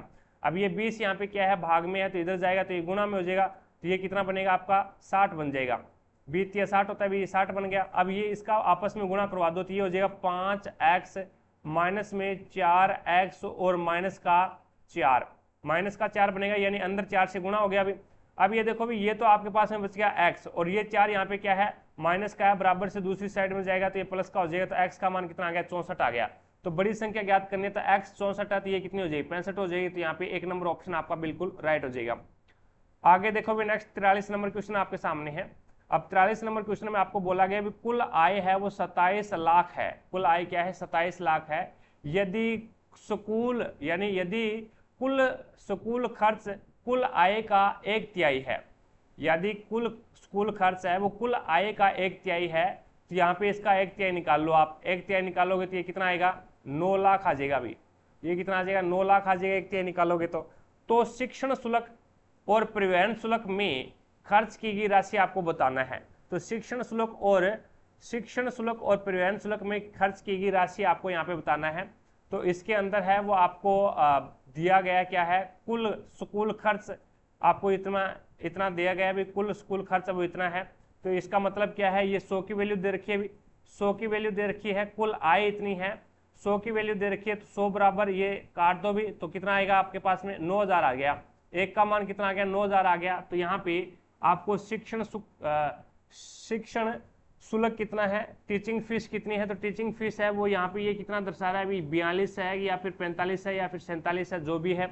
और उसके बाद में परिवहन शुल्क का मतलब क्या होगा, ट्रांसपोर्ट फीस, और ट्रांसपोर्ट फीस है वो यहाँ पे ये दर्शा रहा है 30 है शायद। तो इनका आपस में ये जोड़ करके और इनका आपस में क्या करवा दो, इनके साथ में गुणा करवा दो भाई। अब मेरे को तो ये दिखाई नहीं दे रहा भी, ये 30 है और ये शायद 42 है या फिर 47 है, तो इनको आपस में जोड़ करके और 9000 के साथ में गुणा करवा दोगे तो आपका राइट आंसर हो जाएगा 5,40,000 रुपये। आगे देखो भी नेक्स्ट 44 नंबर क्वेश्चन आपके सामने है। अब इसमें बोला गया भी एक कार्य को पूरा करने के लिए देय राशि कितनी है, 800 रुपये है। सी अकेले उसे 24 दिन में करता है, बी अकेले उसे 8 दिन में कर सकता है, ए की सहायता से उन्हें इस कार्य को 3 दिन में पूरा कर दिया जाता है। तो ए प्लस बी प्लस सी और बराबर में ये 3 दिन में कार्य कर देते हैं। सी अकेला है वो उसे 24 दिन के अंदर वो कार्य करता है, बी अकेला है वो इसे कितने दिन में कार्य पूरा कर देता है, 8 दिन के अंदर। तो इनका एल्शियम ले लो भी आप, एल्शियम लोगे तो ये आ जाएगा 24, 3 8 है 24, 24 से कम 24 और 8 है कम 8 या 24। तो यहाँ पे मेरे को ये बता सकते हो क्या, ए है वो एक दिन के अंदर कितना कार्य करता है, तो तीनों मिलकर के 8 कार्य कर रहे हैं। बी एक दिन में 1 कार्य कर रहा है, 3 कार्य कर रहा है। सी एक दिन में 1 कार्य कर रहा है, तो दोनों मिलकर के ये एक दिन के अंदर 4 कार्य कर रहे हैं। तो ए अकेला एक दिन के अंदर 4 कार्य है, बी अकेला है वो 3 कार्य है और सी अकेला है वो 1 कार्य कर रहा है। तो यहाँ पे टोटल हमारे पास में अनुपात कितना आ गया, 8 आ गया। 8 बराबर कितना आ गया, 800। तो 1 का मान कितना आ गया, 100। 1 का मान 100 आ गया। अब इसने पूछा क्या है, तो इस कार्य को पूरा करने में अपने हिस्से के रूप में एक की राशि कितनी है, तो एक का रेशियो कितना है, 4 है, तो 400 आ जाएगा। तो आपका राइट आंसर होगा 3 नंबर ऑप्शन। आगे देखो भाई, नेक्स्ट 45 नंबर क्वेश्चन आपके सामने है। अब 45 नंबर क्वेश्चन में शर्त आपको दे रखी है। शर्त ये है भी, यदि शब्द के पहले और अंतिम दोनों अक्षर स्वर है, शब्द के पहले और अंतिम है वो दोनों स्वर है, तो इन दोनों अक्षरों में आपको क्या लगाना है, एंड का निशान लगाना है। ठीक है, पहली शर्त अब लागू हो रही है। यदि शब्द के पहले और अंतिम दोनों व्यंजन है, नहीं है भी, ये कैंसिल है। अब पहले लागू कर दो तो यहाँ पे इसमें भी एंड आएगा और यहाँ पे भी लास्ट में भी क्या लगाना है, एंड लगाना है। और डी को क्या लिखेगा, ये @ लिखेगा। अब देखो भी ऑप्शन के हिसाब से देखो, ऑप्शन एक के अंदर, ऑप्शन एक ही ऐसा है जिसके अंदर दोनों और क्या है, एंड का निशान है। तो यहाँ पे 4 नंबर ऑप्शन ही आपका राइट आंसर हो जाएगा। अभी आगे देखो भी, नेक्स्ट आपके सामने है 46 नंबर क्वेश्चन। अब 46 नंबर क्वेश्चन में बोला गया 6 डॉक्टर एक पंक्ति में उत्तर की ओर मुख करके बैठे हैं। ओम प्रकाश तन्वी के बाईं और तीसरे स्थान पर बैठा है। ओम प्रकाश है वो तन्वी के बाईं और तीसरे स्थान पर बैठा है। तो यहाँ पे तन्वी आ जाएगी और तन्वी के बाईं और पहला, दूसरा और तीसरे स्थान पर कौन बैठा है, भी ओम प्रकाश बैठा है। ओम प्रकाश है तन्वी के बाईं और तीसरे स्थान पर बैठा है, जो मटंक के दाईं और दूसरे स्थान पर है। तो ये मटंक हो गया और उसके दाईं और दूसरे स्थान पर कौन बैठा है, आपका ओम प्रकाश बैठा है। यदु सुनील के दाईं और ठीक बगल में बैठा है। तो यदु है वो सुनील के दाईं और ठीक बगल में बैठा है, जो ओम प्रकाश के बाईं और किसी भी स्थान पर बैठा है। जो किसके लिए आया है, तो जो यहाँ पे सुनील के लिए आया है। सुनील है वो यहाँ पे आ जाएगा भी, सुनील है वो दाईं और ठीक, यदु है वो सुनील के दाईं और ठीक बगल में बैठा है। और उसके बाद में इसने बोला जो है वो ओम प्रकाश के बाईं और किसी स्थान पर बैठा है। तो इसका मतलब क्या हो गया भाई, ओम प्रकाश के यहाँ पे ओम प्रकाश तो ये रहा, और ओम प्रकाश के बाईं ओर ओम प्रकाश, जो ओम प्रकाश के बाईं ओर किसी स्थान पर बैठा है। यदु और करुणा में से कोई भी किसी भी सिरे पर नहीं बैठा। तो यहाँ पे पहले तो इसको सेट करते हैं अभी। अब इसने जो मटक के, जो किसके लिए आया है, तो जो यहाँ पे तन्वी के लिए आया है अभी, जो यहाँ पे देखो भी तन्वी के लिए आया है। तन्वी पहली है ना, तन्वी पास में है तो तन्वी के लिए आया है। जो मटक के दाईं ओर है, तो यहाँ पे मटक इसमें आ जाएगा और दाईं ओर दूसरी है अभी, दाईं ओर दूसरी है। तो यहाँ पे मटक है वो इसमें आ जाएगा, यहाँ पे आ जाएगा भाई मटक, ओम प्रकाश के पास में आ जाएगा। मटक के दाईं और दूसरे स्थान पर बैठी है कौन, तन्वी बैठी है। अब इसने बोला भी यदि, अब जो ओम प्रकाश के बाईं ओर किसी स्थान पर बैठा है, जो किसके लिए है, सुनील, बाईं ओर किसी स्थान पर बैठा है। तो यहाँ पे सुनील को बिठा दिया।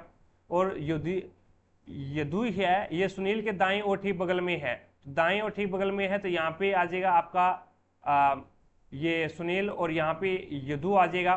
अब देखो भी इसके अंदर आगे क्या बोला है, यदु या करुणा में से किसी को भी किसी भी सिरे पर नहीं बैठा गया है। तो यहाँ पे करुणा फिर यहाँ पे आएगी भी, करुणा यहाँ पे आ जाएगी। अब यदु के सापेक्ष करुणा कहाँ पे बैठी है, तो यदु ये रही, और यदु के दाईं और पहला, दूसरा और तीसरे, तो दाईं और तीसरे स्थान पर है वो आपकी करुणा बैठी है। तो 1 नंबर ऑप्शन आपका बिल्कुल राइट हो जाएगा। आगे देखो भी, नेक्स्ट आपके सामने है 47 नंबर क्वेश्चन। अब इसमें बोला गया है पर्यावरण के विभिन्न घटकों के बीच ऊर्जा के प्रवाह के संबंध में निम्न में से कौन सा कथन गलत है, ये आपको बताना है।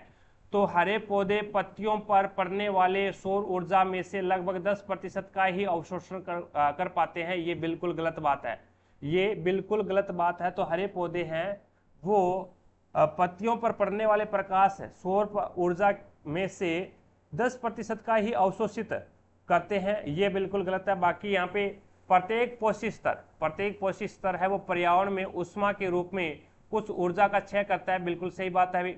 और ऊर्जा का प्रवाह एक दिशा होता है, यानी एक ही दिशा में होता है। ऊर्जा का जो प्रवाह होता है वो एक ही दिशा में होता है, ये भी सही है।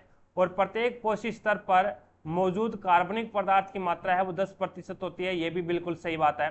तो यहाँ पे 4 नंबर ऑप्शन है वो आपका बिल्कुल गलत हो जाएगा इसमें। 48 नंबर क्वेश्चन देखो भी, किशोरावस्था लगभग 11 वर्ष की आयु से शुरू होती है और 18 से 19 तक जाती है भी, 18 वर्ष या फिर 19 वर्ष तक किशोरावस्था रहती है। आगे चलते हैं, नेक्स्ट देखिएगा। नेक्स्ट 49 नंबर क्वेश्चन आपके सामने है। अब इसमें ये बढ़िया क्वेश्चन है। अभी इसमें बोला गया मान लीजिए सीता एक सुई को फोकस दूरी f वाली अवतल दर्पण के सामने f प्लस एक्स दूरी पर रखती है और f माइनस वाई दूरी पर स्थित पर्दे पर सुई का वास्तविक प्रतिबिंब दिखाई देता है, तो फोकस दूरी को किसके द्वारा डिनोट किया जाता है, ये आपको इसमें बताना है। तो यहाँ पे दर्पण फॉर्मूला लगा दो भी आप, 1/f बराबर क्या हो जाएगा, 1/f बराबर हो जाएगा 1/u और प्लस में 1/u प्लस में 1/v आ जाएगा भी। अब इसके अंदर है वो आपको दर्पण कौन सा है, अवतल दर्पण है। अवतल दर्पण है तो यहाँ पे 1/f और बराबर में ये आ जाएगा 1 सामने रखी गई है तो यहाँ पे 1 प्लस में x, और वो भी किस में लेंगे, माइनस के अंदर लेंगे भी। माइनस के अंदर क्यों लेंगे, क्योंकि बाईं ओर रखा गया है और यहाँ पे ये किस में आ जाएगा, ये भी माइनस के अंदर आ जाएगा 1/में f प्लस में y, f प्लस में y। अब ये भी आपकी फोकस दूरी है वो भी किस में आएगी, माइनस के अंदर आएगी। अब इसका एलसीएम ले लो भी आप, एलसीएम लोगे तो ये आ जाएगा f प्लस एक्स, एक तो एलसीएम आ गया ये आपका, और एक आ गया f प्लस y आ गया। अब यहाँ पे देखो भी, अब इसके अंदर है वो ये क्या चल रहा है, 1/f के बराबर चल रहा है भी। अब f प्लस एक्स से f प्लस एक्स कट गया तो यहाँ पे क्या बच गया, माइनस का f प्लस वाई बच गया, f प्लस वाई बच गया। और यहाँ पे माइनस या फिर प्लस का निशान लगा दो एक बार और इसको माइनस में ले लो आप, ठीक है, इसको माइनस में ले लो तो ये आपके पास में आ जाएगा, ये f प्लस वाई से f प्लस वाई कट गया और ये बच गया आपके पास में ये माइनस का होगा भी, और माइनस से f और प्लस से एक्स, f प्लस से एक्स, तो ये भी किसका हो जाएगा, ये भी आपका माइनस का हो जाएगा, ठीक है। अब यहाँ पे इसको सोल्व करोगे तो ये आपके पास में आ जाएगा 1/f, ये माइनस का है, बराबर में माइनस से गुणा करोगे तो ये माइनस का f और माइनस का y, और यहाँ पे ये माइनस का f और माइनस का x हो जाएगा, और अपॉन में ये क्या आ रहा है अभी, f प्लस में x और f प्लस में y आ रहा है। अब इसका वजन गुणा करवा दो, वज्र गुणा करवाओगे तो ये आ जाएगा आपके पास f की स्क्वायर प्लस का हो जाएगा भाई, और प्लस का fy और प्लस का fy, उसके बाद में यहाँ पे देखिएगा फिर इस f का इस f के साथ में गुणा तो ये आ जाएगा प्लस का f की स्क्वायर, और ये आ जाएगा प्लस का fx, और बराबर में अब इसका आपस में गुणा करवा दो। अब पहले इस f का इसके साथ में गुणा, फिर इस f का इस y के साथ में गुणा तो ये हो जाएगा f की स्क्वायर और प्लस में fy और प्लस में fx, और प्लस के अंदर है वो आ जाएगा fy आ जाएगा। अब देखो भी, अब ये बराबर के अंदर है तो सेम चीज़ों को आप काट दो भी, कोई दिक्कत नहीं है। अब यहाँ पे देखो भी, अब इसके अंदर है वो आपका ये बचेगा fy, ये प्लस का है और ये माइनस का है तो ये तो कैंसिल नहीं होगा। अब इसके अंदर देखो भी एक आपके पास में बच गया, क्या ये बचेगा भी x, यहाँ पे पहले इसको इसके साथ में गुणा करवाया, ठीक है, इसको इसके साथ में f की स्क्वायर, फिर इसको इसके साथ में फिर fx, और यहाँ पे आएगा आपका xy, ये क्या आएगा अभी xy आएगा आपका, ठीक है। अब ये प्लस का होगा भी, ये माइनस का कैसे हो गया, ये प्लस का होगा क्योंकि माइनस का ऊपर सभी माइनस के अंदर है तो ये माइनस से गुणा करवाइए अपने। अब देखो भी f की स्क्वायर से f की स्क्वायर कैंसिल, ये fy से fy कैंसिल हो जाएगा, और ये fx से fx कैंसिल हो जाएगा भी। अब यहाँ पे आपके पास में बच गया f की स्क्वायर बराबर में यहाँ पे xy बचा हुआ है, तो f बराबर में क्या हो जाएगा, तो ये रूट xy हो जाएगा भाई, रूट xy, तो आपका राइट आंसर क्या होगा, 4 नंबर ऑप्शन आपका बिल्कुल राइट हो जाएगा। नेक्स्ट पे चलते हैं भी, अगला क्वेश्चन देखिएगा। नेक्स्ट 50 नंबर क्वेश्चन आपके सामने है, आयनिक यौगिकों में विद्युत चालकता के संबंध में इनमें से कौन सा कथन सही है। तो आयनिक यौगिक गलित अवस्था में विद्युत का चालन करते हैं, किंतु ठोस अवस्था में क्या है, वो विद्युत का चालन नहीं करते हैं क्योंकि उसमें मुक्त इलेक्ट्रॉन नहीं होते भी। तो वो आयनिक यौगिक है वो क्या करते हैं, गलित अवस्था के अंदर विद्युत का चालन करते हैं, किंतु ठोस अवस्था के अंदर है वो विद्युत का चालन नहीं करते हैं। तो यहाँ पे आपका 2 नंबर ऑप्शन है वो आपका बिल्कुल राइट हो जाएगा अभी। ठीक है, तो अब इसमें देखो भी आयनिक यौगिक ठोस एवं गलित दोनों अवस्थाओं में विद्युत का चालन करते हैं, नहीं, ठोस अवस्था के अंदर है वो विद्युत का चालन नहीं करते। आयनिक यौगिक ठोस और गलित दोनों अवस्थाओं में विद्युत का कुचालक होते हैं, नहीं, गलित अवस्था में विद्युत का सुचालक होते हैं भी। आयनिक यौगिक ठोस अवस्था में विद्युत का चालन करते हैं किंतु गलित अवस्था में नहीं करते, तो ये कैंसिल हो गया अभी, ये तो उल्टा कर दिया इसने। तो इसी प्रकार से आपका 2 नंबर ऑप्शन बिल्कुल राइट हो जाएगा। अब चलते हैं भी नेक्स्ट 51 नंबर क्वेश्चन देखिएगा आपके सामने है। अब 51 नंबर क्वेश्चन है वो करंट अफेयर का है भी। आगे चलते हैं नेक्स्ट देखिएगा। साथ साथ में क्लास को लाइक करते रहिएगा भी। जिसने भी क्लास को लाइक नहीं किया है तो एक बार क्लास को लाइक कीजिएगा ताकि हमारा भी मोटिवेशन बना रहे।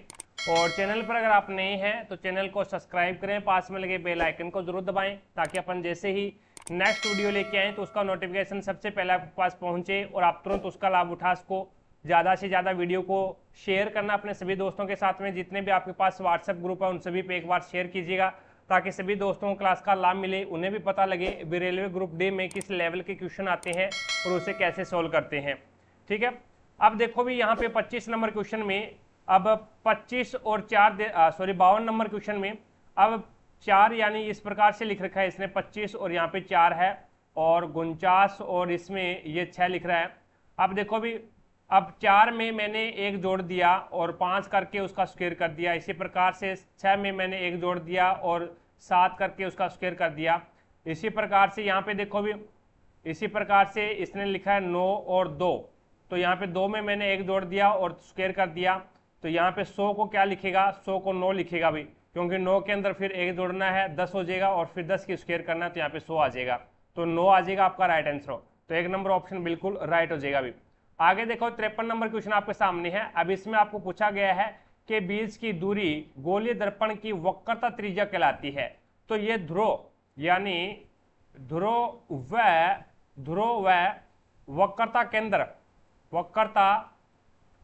ध्रुव व वक्रता केंद्र के बीच की दूरी क्या कहलाती है, तो वो आपकी कहलाती है वक्रता त्रिज्या कहलाती है। जैसे कि इस प्रकार से एक ये डायग्राम बना रहा हूं मैं अवतल दर्पण का, तो यहाँ से ये क्या होता है, ये ध्रुव होता है, ओ पोल होता है और ये होता है आपका एफ और ये आपका होता है सी कर्वेचर।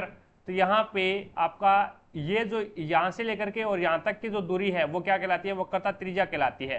तो आपका राइट आंसर होगा वक्रता केंद्र और ध्रुव के बीच की जो दूरी है वो क्या कहलाती है, वक्रता त्रिज्या कहलाती है। आगे देखो भी नेक्स्ट आपके सामने है 14 अप्रैल 2005 को गुरुवार है, तो 14/4/2005 को यहाँ पे क्या है, थर्सडे अभी, और उसके बाद में यहाँ पे है 10 मई और 2017 को कौन सा वार होगा ये आपको बताना है अभी। तो इसमें देखो इस क्वेश्चन को मैं थोड़ा सा इस प्रकार से कन्वर्ट कर देता हूँ भाई, 14/4 और 2017 को पहले देख लेते हैं कौन सा वार होगा। अब देखो भी 5 से चला और 17 तक चलना है आपको, तो कितने साल हो गए भी, 5 से यानी 17 में से 5 निकाल दो तो 12 साल हो गए टोटल। तो उसके बाद में इसमें लीप वर्ष कौन कौन से काउंट हो गए, तो एक तो 8 काउंट हो गया, एक 12 काउंट हो गया इसमें और एक 16 काउंट हो गया, तो 3 लीप वर्ष और आ गए, तो इसमें 3 और जोड़ दो तो टोटल कितने हो गए, 15 हो गए। अब 15 में 7 का भाग दूंगा तो एक यहाँ पे विषम दिन आ रहा है, कहने का मतलब क्या है, गुरुवार से एक दिन आगे तो यहाँ पे आ जाएगा शुक्रवार, यानी इस वार को क्या आ जाएगा, शुक्रवार आ जाएगा। अब इसने पूछा क्या है 10/5/2017, 14/4/2017 को शुक्रवार है, तो 10 मई 2017 को कौन सा वार होगा ये आपको बताना है भी। अप्रैल यानी ये होता है अप्रैल कितने का होता है, 30 का होता है, 30 में 14 चला जाएगा तो कितना बचेगा, लास्ट में 16 बचेगा और उसके बाद में 10 दिन आगे वाले, तो इसके 2 बचेंगे और यहाँ पे बचेंगे 3 आपके, यानी 7 का भाग दे दिया मैंने, इसमें 7 का भाग दिया, 2 सेंसफल और इसका 7 का भाग दिया तो 3 सेंसफल बच गया, तो टोटल कितने आ गए आपके, 5 दिन आगे। तो शुक्रवार से 5 दिन आगे, शुक्रवार से 6 दिन आगे करोगे तो यहाँ पे गुरुवार आता है और 5 दिन आगे करोगे तो यह आएगा आपका बुधवार। तो यहाँ पे आपका राइट आंसर होगा 3 नंबर ऑप्शन। आगे देखो भी नेक्स्ट आपके सामने है 55 नंबर क्वेश्चन। अब इसमें दिया गया है निम्न में से कौन सा भाग आंखों को एक विशिष्ट रंग प्रदान करने के लिए उत्तरदायी है, तो वो आइरिश होता है। आइरिस है वो आंखों को विभिन्न प्रकार के रंग प्रदान करता है। 2 नंबर ऑप्शन आपका बिल्कुल राइट हो जाएगा। नेक्स्ट देखिए 56 नंबर क्वेश्चन आपके सामने है। अब इसमें सही अनुपात का ये क्वेश्चन है, अनुपात समानुपात का। तो अंदर अंदर वालों का गुणा करवा दो और बार बार वालों का गुणा करवा दो और बराबर रख दो। 7.50 इंटू 8.26 और बराबर में कर दो 3.50 इंटू एक्स। तो यहाँ पे ये 3.50 इसके गुणा में, तो इधर आएगा तो ये भाग में आ जाएगा, तो 3.50 आ जाएगा।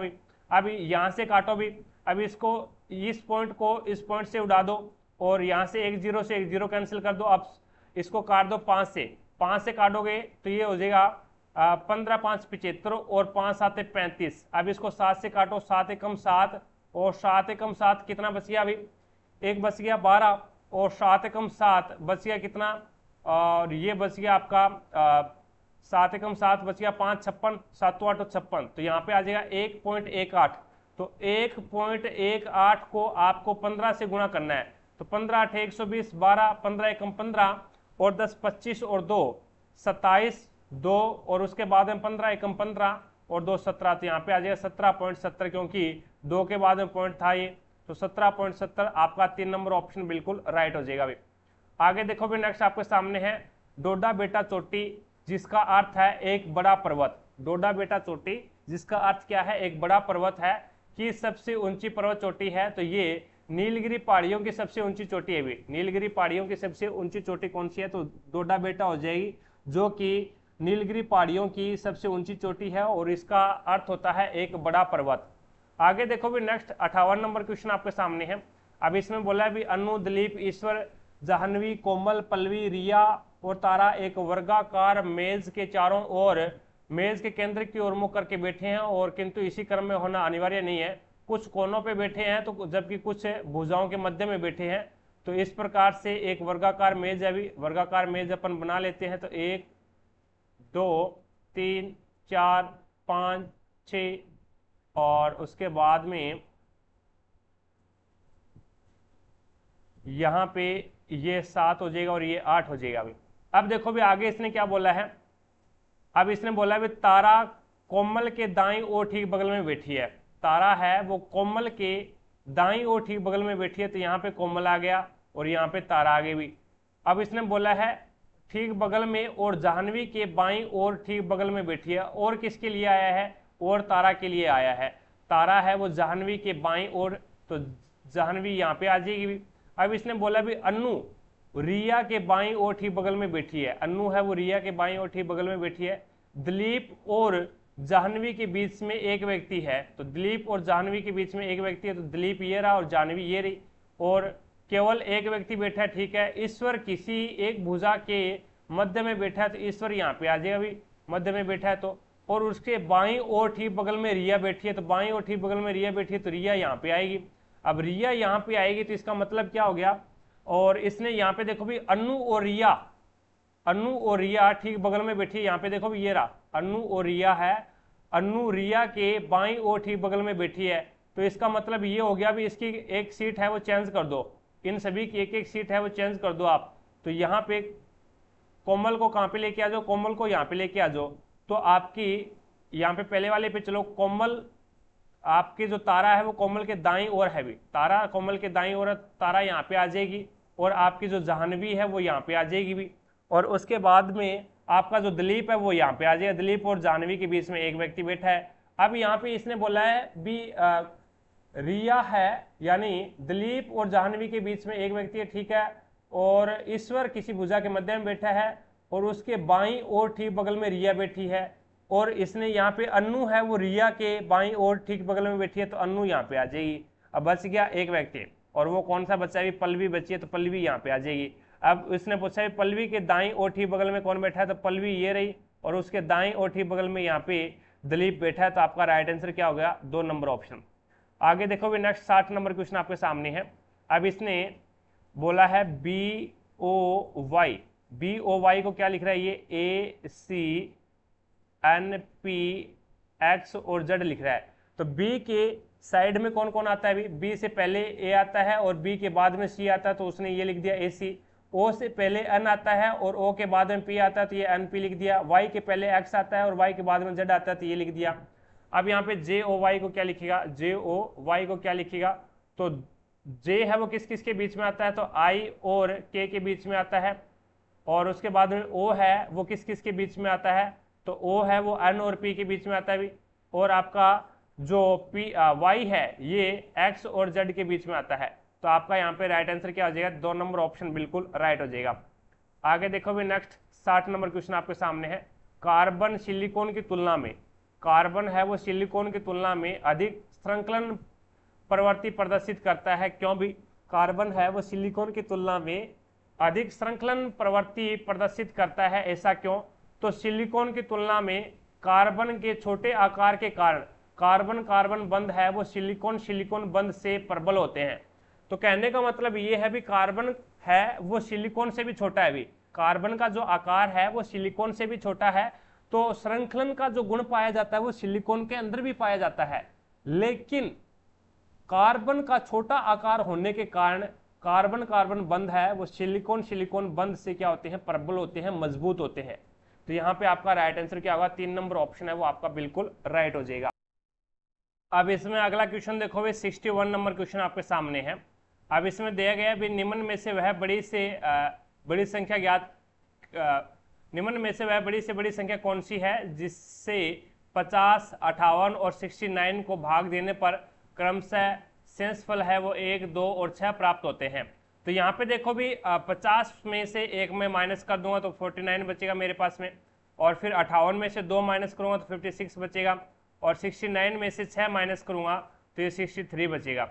अब ये जो संख्याएं हैं, ये संख्या है वो आपकी उस संख्या से पूरी पूरी डिवाइड होनी चाहिए, यानी मैंने शेषफल को क्या कर दिया, माइनस कर दिया। अभी अब 49, 56 और 63 है वो उस संख्या से पूरा पूरा डिवाइड होना चाहिए। तो बड़ी से बड़ी संख्या 8 से ये संख्या है वो 49 और 63 है वो डिवाइड नहीं होगी भी। 7 से देखो भी 7 से 49 भी डिवाइड हो जाएगी, और 56 भी डिवाइड हो जाएगी, और 63 भी डिवाइड हो जाएगी। तो यहाँ पे आपका राइट आंसर क्या होगा, 3 नंबर ऑप्शन आप 1 नंबर ऑप्शन आपका बिल्कुल राइट हो जाएगा भाई। आगे देखो भी नेक्स्ट आपके सामने है 62 नंबर क्वेश्चन। अब इसमें बोला गया है भी ऐसे कितने पुरुष हैं जो न तो फोटोग्राफर है और न ही संगीतकार है। तो पुरुष किस में आता है वो देख लो भी, पुरुष यानी वर्थ है वो पुरुषों को निरूपित कर रहा है, तो ओनली फॉर वर्थ के अंदर आना चाहिए, ओनली फॉर है वो आपका वर्थ के अंदर आना चाहिए और किसी के अंदर नहीं आना चाहिए। तो 6 है वो वर्थ के अंदर आ रहा है, तो यहाँ पे आपका राइट आंसर क्या होगा, 4 नंबर ऑप्शन। आगे देखो भी नेक्स्ट आपके सामने 63 नंबर क्वेश्चन। अब इसमें द्विघात समीकरण बनानी है अभी, तो द्विघात समीकरण बनाने के लिए आपको क्या करना पड़ेगा, गुणा करवाना पड़ेगा। गुणा करवा दो इसका इसके साथ में, तो ये हो जाएगा एक्स की स्क्वायर और फिर प्लस का एक्स, और यहाँ पे गुणा करवाओगे इसका तो ये माइनस का 4x और फिर ये प्लस का 4 हो जाएगा, और बराबर में ये आपके पास में 2 है। तो ये x प्लस का है और ये माइनस का 4x है, तो ये बचेगा एक्स की स्क्वायर माइनस का 3x, और यहाँ पे ये प्लस का 2 है बराबर से दूसरी साइड में आएगा तो ये माइनस का हो जाएगा, तो 4 में से 2 जाएगा तो ये माइनस का 2 बचेगा, सॉरी प्लस का 2 बचेगा। तो ये हो जाएगा आपके पास में, कैसे करवा दिया अभी गुणा आपने, ये माइनस का आएगा, अभी माइनस का 4 है ना, अब माइनस का 4 है तो ये माइनस का आएगा, ठीक है। और यहाँ पे ये इधर आएगा तो ये आ जाएगा आपका पास में ये 3x है, और ये अब माइनस का होगा भी, यानी ये 2 है ये अब प्लस का है बराबर से दूसरी साइड में आएगा तो ये माइनस का हो जाएगा। माइनस का 4 और माइनस का 2 कितना हो जाएगा, माइनस का 6 हो जाएगा। तो आपका यहाँ पे राइट आंसर क्या हो जाएगा, 1 नंबर ऑप्शन बिल्कुल राइट हो जाएगा।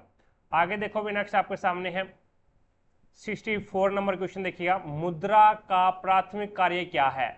तो मुद्रा का प्राथमिक जो कार्य है वो है यह विनिमय का माध्यम होता है भी, ये क्या है, विनिमय का माध्यम होता है, यानी एक प्रकार से खरीद या फिर ये बोल सकते हैं लेन देन का माध्यम होता है भी। आप किसी कोई भी चीज़ खरीदते हो तो उसके बदले में आप मुद्रा देते हो, और कोई भी चीज़ आप बेचते हो तो उसके बदले में भी आप क्या लेते हो, मुद्रा लेते हो। तो यहाँ पे ये क्या हो जाएगा, विनिमय का माध्यम हो जाएगा भाई। आगे चलते हैं नेक्स्ट देखिएगा 65 नंबर क्वेश्चन आपके सामने है, व्यापार का अर्थ किसी देश के द्वारा निर्यात और आयात किए जाने वाले माल और सेवा के बराबर है। तो यहाँ पे आपका हो जाएगा व्यापार संगठन। व्यापार संगठन का अर्थ क्या है, किसी देश द्वारा निर्यात एवं आयात किए जाने वाले माल और सेवाओं के प्रकार से है। तो आपका 3 नंबर ऑप्शन है वो बिल्कुल राइट हो जाएगा। 66 नंबर यानी 66 नंबर क्वेश्चन देखो भी, निम्न में से किसे वाटरमैन ऑफ इंडिया के नाम से जाना जाता है? तो वाटरमैन ऑफ इंडिया के नाम से डॉक्टर राजेंद्र सिंह को वाटरमैन ऑफ इंडिया के नाम से जानते हैं। 1 नंबर ऑप्शन आपका बिल्कुल राइट हो जाएगा। नेक्स्ट देखिएगा 67 नंबर क्वेश्चन आपके सामने है। अब इसमें बोला गया है भी यदि एक पिन को किसी अभिसारी लेंस के सामने 20 सेंटीमीटर की दूरी पर रखा जाता है तो अभिसारी लेंस एक प्रतिबिंब निर्मित करता है जो वास्तविक, उल्टा और वस्तु के समान आकार का है, तो लेंस की क्षमता ज्ञात करो। अब देखो भी यहाँ पे अब लेंस कौन सा है? वास्तविक प्रतिबिंब बन रहा है, तो लेंस कौन सा हो जाएगा? उत्तल लेंस हो जाएगा भी। कौन सा हो जाएगा? उत्तल लेंस हो जाएगा। अब इसमें बोला गया है भी जो वास्तविक, उल्टा और वस्तु के समान आकार का है, वस्तु के समान आकार का है, तो इसका मतलब क्या हो गया भी? यहाँ पे वो जो आपकी वस्तु रखी गई है वो कहाँ पे रखी गई है? तो वो 2F1 के ऊपर रखी गई है। 2F1 के ऊपर आपको वस्तु रखी गई है, तभी है वो वस्तु के आकार का। और प्रतिबिंब कहाँ पे बनेगा? 2F2 के ऊपर बनेगा। 2F2 के ऊपर बनेगा। अब इसने बोला है भी अभिसारी लेंस के सामने 20 सेंटीमीटर की दूरी पे रखी गई है वस्तु को, तो वक्रता केंद्र यानी 2F1 की दूरी कितनी होगी आपके पास? 20 सेंटीमीटर होगी। तो आप मेरे को बता सकते हैं F1 कितना हो जाएगा? तो F1 की दूरी है वो आपको 10, आपके पास में 10 सेंटीमीटर हो जाएगी। अब आपको क्या करना है? लेंस की क्षमता ज्ञात करनी है। तो फोकस दूरी आपके पास में आ गई, फोकस दूरी आपके पास में आ गई, तो आप लेंस की क्षमता ज्ञात कर सकते हैं। तो लेंस की क्षमता बराबर क्या होता है भी? क्षमता बराबर आपके पास में होता है, क्षमता बराबर होता है 1 अपोन में क्या आ जाएगा भाई?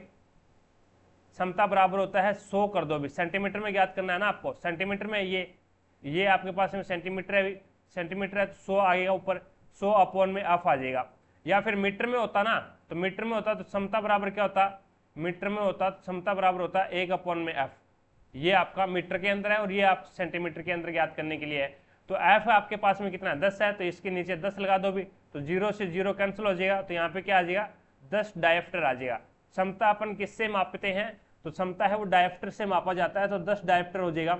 अब यहाँ पे माइनस में आएगा या फिर प्लस में आएगा, तो याद रखना उत्तल लेंस और उत्तल दर्पण, उत्तल लेंस और उत्तल दर्पण की फोकस जो क्षमता है वो हमेशा पॉजिटिव में होती है भी। उत्तल लेंस और उत्तल दर्पण की जो आपकी फोकस दूरी और क्षमता दोनों ही क्या होती है भी? पॉजिटिव के अंदर होती है। फोकस दूरी भी पॉजिटिव में होती है और यहाँ पे क्षमता भी पॉजिटिव के अंदर होती है। आगे देखो भी उपरोक्त श्रृंखला में दाएं सिरे से 7वें और बाएं सिरे से 5वें अक्षर के बीच कितने प्रतीक है? तो बाएं सिरे से 5वां पहला, दूसरा, तीसरा, चौथा और 5वां ये हो गया, और दाएं सिरा से 7वां पहला, दूसरा, तीसरा, चौथा, 5वां, 6वां और 7वां ये हो गया। तो इनके बीच में एक तो ये रहा और एक ये रहा, तो 2 ही प्रतीक है भी, 2 ही प्रतीक है। 3 नंबर ऑप्शन आपका बिल्कुल राइट हो जाएगा। नेक्स्ट देखो भी अगला क्वेश्चन आपके सामने 69 नंबर क्वेश्चन। अब इसमें NZ और F, NZF है वो क्या है? FAN लिख रखा है इसने। अब यहाँ पे देखो भी इसमें कितने बढ़ा दिया भी? इसको क्रॉस कोडिंग करवा रहा है और यहाँ पे बीच वाले का उल्टा लिख रहा है अभी। इसी प्रकार से CPN क्रॉस कोडिंग करवा दो, तो यहाँ पे N आ जाएगा, यहाँ पे C आ जाएगा और इसका उल्टा लिख दो, तो P का उल्टा क्या होता है? K होता है, तो यहाँ पे आ जाएगा आपका राइट आंसर 1 नंबर ऑप्शन। आगे देखो भी नेक्स्ट 70 नंबर क्वेश्चन आपके सामने है। अब 70 नंबर क्वेश्चन में आपको बोला गया है which of the following is not elected और फंक्शनरी।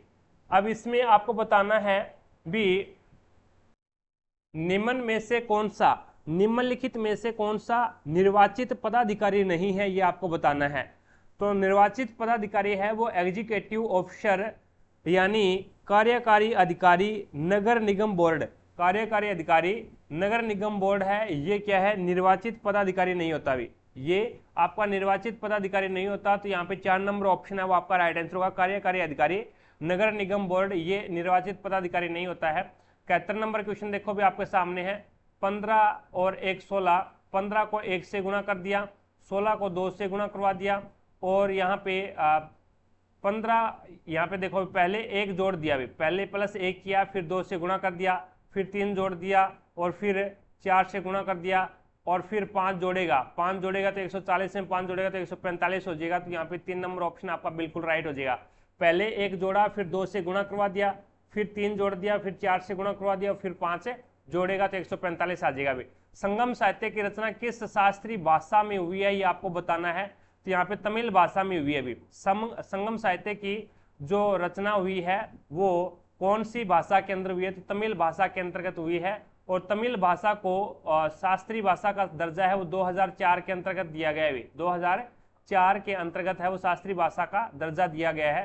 73 नंबर क्वेश्चन देखो भी, इसमें से किस स्थान पर क्षोभ मंडल की मोटाई सबसे ज्यादा होती है, तो ये भूमध्य रेखा के ऊपर, भूमध्य रेखा के ऊपर है वो क्षोभ मंडल की मोटाई है वो सबसे ज्यादा होती है। और ये कितनी परतें होती है भी, 5 परतें होती है। पहली आएगी क्षोभ मंडल, फिर आएगी समताप मंडल, फिर आएगी मध्य मंडल, फिर आएगी आयन मंडल और फिर आएगी बहिर्मंडल। तो यहाँ पे 5 मंडल पाई जाती है, 5 परत पाई जाती है। सबसे नीचे है वो क्षोभ मंडल होती है भी। आगे देखो भी 74 नंबर क्वेश्चन है, जब हम सामान्य श्वसन के दौरान उस श्वसन करते हैं तो क्या होता है, यानी उस श्वसन का मतलब होता है जब अपन सांस है वो बाहर निकालते हैं तो क्या होता है, तो फेफड़ों में हवा की एक अवशिष्ट मात्रा बनी रहती है। फेफड़ों के अंदर है वो हवा की मात्रा है वो एक हवा की एक अवशिष्ट मात्रा रहती है भी। तो 4 नंबर ऑप्शन आपका बिल्कुल राइट हो जाएगा। जब अपन श्वसन है वो बाहर लेते हैं, यानी जब अपन सांस श्वसन है वो बाहर निकालते हैं तो भी अपने फेफड़ों के अंदर है वो हवा की मात्रा है वो एक निश्चित मात्रा है वो हवा की रहती है। और जब अपन श्वसन अंदर लेते हैं तो भी एक निश्चित मात्रा हवा के अंदर रहती है। तब हमें क्या है, श्वसन अंदर और बाहर लेने में जो समय लगता है तो उसके अंतर्गत है वो हमें श्वसन लेने के अंदर त्रुटि न हो।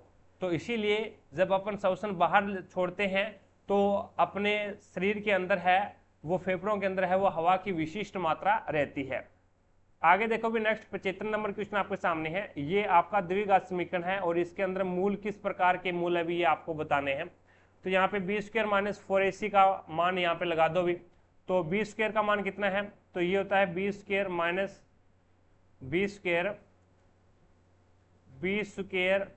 माइनस 4ac बराबर क्या होना चाहिए, 0 होना चाहिए भी। अब देखो भी बी स्क्वायर का मान कितना है, तो 7 है और 7 का स्क्वायर यानी 49 माइनस में और 4 इंटू 5 इंटू 4 यानी ए का मान कितना है 5 है और सी का मान 4 है और बराबर 0। तो ये आपके पास में कितना हो जाएगा भाई, 4 5 20 और 20 चौके कितने होते हैं 80 होते हैं। अब ये 80 है वो 49 से ज़्यादा है भी, 80 है वो 49 से ज़्यादा है। तो कहने का मतलब क्या, माइनस के ज़्यादा बचेंगे। माइनस का कितना बचेगा यहाँ पे 10 में से 9 जाएगा तो 1 बचेगा और 7 में से 31 बचेगा माइनस का। तो ये क्या है भी, 0 से छोटा है भी, 0 से छोटा है। तो इसका मतलब क्या हो गया, मूल कैसे होंगे, कोई भी मूल है वो वास्तविक नहीं हो सकता भी, काल्पनिक मूल होंगे। कैसे होंगे, काल्पनिक मूल होंगे भी, कोई भी मूल है वो वास्तविक नहीं होगा। आगे देखो भी 76 नंबर क्वेश्चन आपके सामने है, प्रश्नवाचक चिन्ह के स्थान पे आपको बताना है क्या आएगा।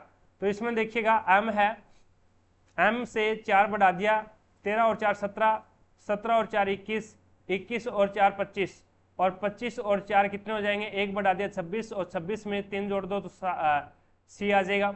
इसी प्रकार से 15 और 4 19, 19 और 4 23, 23 और 4 1 आ गया और 1 में 4 जोड़ोगे तो 5 ई आ जाएगा।